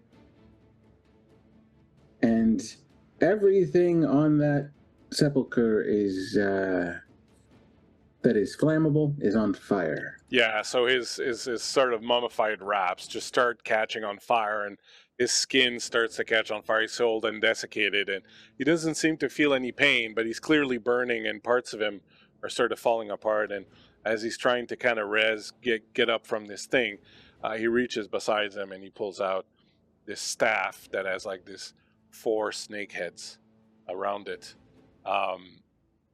You have to one-up me, don't you? 4 heads, not 2. And he stands up, and he's still in the process of standing up, though he's completely in flames now, like he's all sort of burning. And finally, Ralzik, your action. Yeah, he's going to race. Yeah, race forward, stabby. Go for it. I'll use my last advantage from Lhawk 99. Thank you very much, Lhawk. That is a success. And I don't think I would get sneak attack on this, correct? Probably not, no. Yeah, all right. So we're looking at 12 points of damage. Okay. To whoever's closest. That's another one down for you. All right, as you stab this last one and he crumples, and you can see that there's like 30 other of these guys coming in, and there's another sorcerer that's coming in behind that. You hear this non-detonation almost, it's as if all the sound in the area has been sucked into this vacuum. And then suddenly you feel this intense trembling that seems to start where the monolith is, and you can see cracks starts to spread on the ground. I rolled a 2, and this is the end of the second turn. As the cracks start to spread out away from this monolith, the stairs crumble and start to fall. The snake statue, the head just sort of falls down and rolls down. Even the thing that's kind of trying to get up stumbles and has to hold itself up with this 4-headed snake staff that it has. I will tell you this. You have a chance, if you want to take it, to try and get out of here. All right. Most likely, Azaran and Ardashir will probably not make it because you're too far. Everybody else that's in the entryway, you can, if you want, try to get out. This is what will happen. I will ask you to make an evade roll with the Bane, just to see if you can evade the various attacks. And if you do, by the time you start pushing through and getting out, with everything kind of falling down around your ears, they will start to be a bit too occupied to sort of turn on you. Now, who knows what's going to happen once you're outside, but if you want to try to run out, I will give you that opportunity. Anyone that's in the doorway. Can I use a reaction? Sure. I am going to blow the horn that heralds the night. Using 2 of my willpower, I'm going to blow it, and darkness surrounds the area around me by 30 feet, so it might give my friends an opportunity to get out if there's darkness over there. They might be able to sneak out. And I'm not going to see the end. It's a twofer. Lothair will. He's got one job and one job only, and that is to make sure the Gurak pay for their transgressions. So he will continue trying to cull through the Gurak if they're turning to flee. The only way he will make it towards the exit is if that's where the enemy are running. All right, and Ralzik. Ralzik, just You have huge- something, right? You have something in one of your daggers, just reminding you. Thanks for the reminder. Looking at my dagger. I don't know what that is, but he just grinning. He's got blood all over his new jacket that he just had. He just had dry cleaned or whatever at the last place. Usually he's a stickler for keeping himself clean, but he's just cutting and jabbing and skewering and cutting, and he just looks back at Lothair and says, "May Suna shine upon us someday. May glory shine upon us now." And he just continues to fight, but he doesn't try to leave. He stands by his brothers. Okay. So as you blow the horn that heralds the night, darkness settles in upon the Gurak, and this has one advantage for you all, as they keep streaming in, not really aware what's going on. So rather than getting like 7 or 8 of them, you're going to get a whole bunch of them coming in, and by the time they realize what's happening, the fingers of this hand behind you start to topple over and fall down, almost as if the hand is falling down and closing in around that statue and around Haban, who's there, and you see him sort of disappear into that dust, and the rest of the bricks of the wall start to fall down. This giant piece of it comes crashing down on this thing next to its sarcophagus. All around that pillar, the pillar itself seems to be protected as the tear, the phantom tear, glows down and appears to enshroud the entire pillar now, and with the thing that you placed on top of it, the cardea that you placed on top of it, with some sort of protective magic, as the entire sanctum around you comes crumbling down, crushing you and the vast majority of the Gurak that came in after you. As you find yourselves going to whatever heaven, if there is such a thing, that awaits these, the Asir and the Diavok, something you don't notice but might take an interest in is that outside this temple, watching the entire thing cave in now on top of it and sort of settle down into this impenetrable mound of rocks and stone, is Orzia, who in her sneaking out managed to get past the group of them, and in seeing what has happened here, feels something strange that she's perhaps never felt before, but she sees for the first time what true duty is and what true calling means, and perhaps this starts something in her that may lead to something down the line, as she has been quite impressed by your group, your abilities, and your devotion to your duty.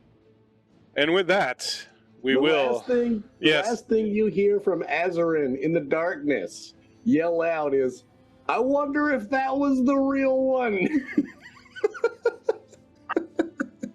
Followed by a tiny voice next to you going, "It had to be." Who knows? I'll tell you. You can wait and find out in about 4 weeks' time as we embark on the vault, the next story, to see if it was, in fact, the real one. Thank you so much, guys. It was such a weird night with the beginning and with fun. my fumbling around and all that. It was kind of all over the place. I know it's quite late for solutions, so we're going to do this quick. Let's go around, tell people who you are, where they can find you. I will blast your things this time. I'll remember to do so, and we'll start with Vamp. Everybody, Chad here, Vamp Wickman. I'm here on this channel a bit, playing one-shots, having fun, dying often. Tonight's no different, and I love it. Dress up, do all this crap. My wife does a wonderful job with my makeup, so I love doing it. I'll be back sometime in the summer when there's another one shot that we're trying to plan. I don't know, June, July, or something. But until then, I'll be starting the plans for GaryCon for next year, and it's going to be super exciting and more epic than ever because it's the 50th anniversary of D&D. So hopefully I'll see some of you there. And besides that, thank you, Bleak, for running it. It was awesome. Thank all of the rest of you for playing. And like I said, Solution, I need bedtime stories in that wonderful voice. Excellent. I'm glad to have finally gotten a chance to kill you, Vamp. I couldn't let Dave have all that pleasure. I super appreciate you taking the making the effort to cosplay. Also, that was great. So give a big thumbs up to your wife from us. Flan Blackmore. Hey everybody, I'm Tim. Blackmore Flan on Twitter. They flip the names because that's what Twitter does. Yeah, I can be found here sometimes. I never really can keep track when I'm showing up in games. My running on this channel hasn't been great. I think I've died ending the world like 3 times in a row now, so it's been a little bit it's been rough, but absolute fun. So that's a shit job, but someone's got to do it. I'm good. You can also find me over on Rainbows and Razor Blades on Friday nights. I think we're back this week. I don't know, for Cyberpunk Red, and then also upcoming stuff with Bleak. I'll be doing stuff with him because he's a cool guy. And other stuff, I don't know. I'll be around. You'll find me. I'll be around. Thank you so much for hanging out. It's always a lot of fun, Tim, with you, and I look forward to doing more. Captain Dave, the man with the deadly assassin sting tonight. What's up, that worked out great, but it was like it had to count. One and done. I spent all my willpower on that one attack, which was great though. I took out the leader. Yeah, everybody knows me around here. I'm Dave. I run games, play games, produce games on Guild Superior, bring people together to get involved and have a good time, and I'm happy to do it. It's a real pleasure, and I get to play with people like this, these guys up here tonight. Just a awesome role play opportunity, and it's always fun to play in one of Bleak's games. If you haven't done it, I highly recommend it. Yeah, I had a great time, and I appreciate everybody hanging out with us. We've got some great stuff coming up here in the next week, including some more Greyhawk, and getting into some new Shadesong stories in the near future. So check it out. Awesome. Thanks for playing. It's always a lot of fun having you in these things, and that was quite the massacre you did there, and that was very very awesome. Finally, Solution. Hello. The man with the solution. Yes. Sure. Well. Yeah. Hello. I'm Solution. I make cyberpunk-esque maps along with fantasy maps for use in tabletop games, and I also run a sort of grim, dark 5e campaign every Sunday at 8 p.m. GMT, just over on my channel. But apart from that, this has been absolutely fantastic session. Bleak, thank you very much for inviting me over. And honestly, you guys, players, man, Dave, Vamp, Tim, thank you. That was absolutely amazing. And hopefully, I very much would like to come back at some point in the future and play some more games. Anytime you want. I know you have. We have so many fun people we want to play with in the UK time zone, and it's so difficult to set up something. But I guess there's a couple people now. There's Shiv and a few other people. So maybe it's time to start thinking about doing some games earlier in the day, so we can get you people in here and have fun with you. And your work's amazing, Solution. We love your maps here. I have a ton of them lined up for the next Shadesong, which will begin next Thursday. The Vault, the final 5-part story, where we will find out exactly what happens 1,000 years later in this area with some awesome players again. As usual, we have our Tuesday night Greyhawk, and on Monday we're finishing Crikey, I said it yesterday, Eldritch Horror, the MJ Russell's online Cthulhu story. So hang out with us. Super fun to play with you guys. Again, thank you for your patience. You were amazing. I'm learning this stuff. We will go and raid our friend Darling Creepshow. It was fantastic. And so once we hit there, please give Darling some of our love in the raid. Thank you so much for hanging out with us. Those of you who did, it's late. We're going to get out of here. We appreciate you all, and we'll see you around the bend somewhere around the bend. We will do that. Cheers. Have a good night, everyone. Nice. See you later.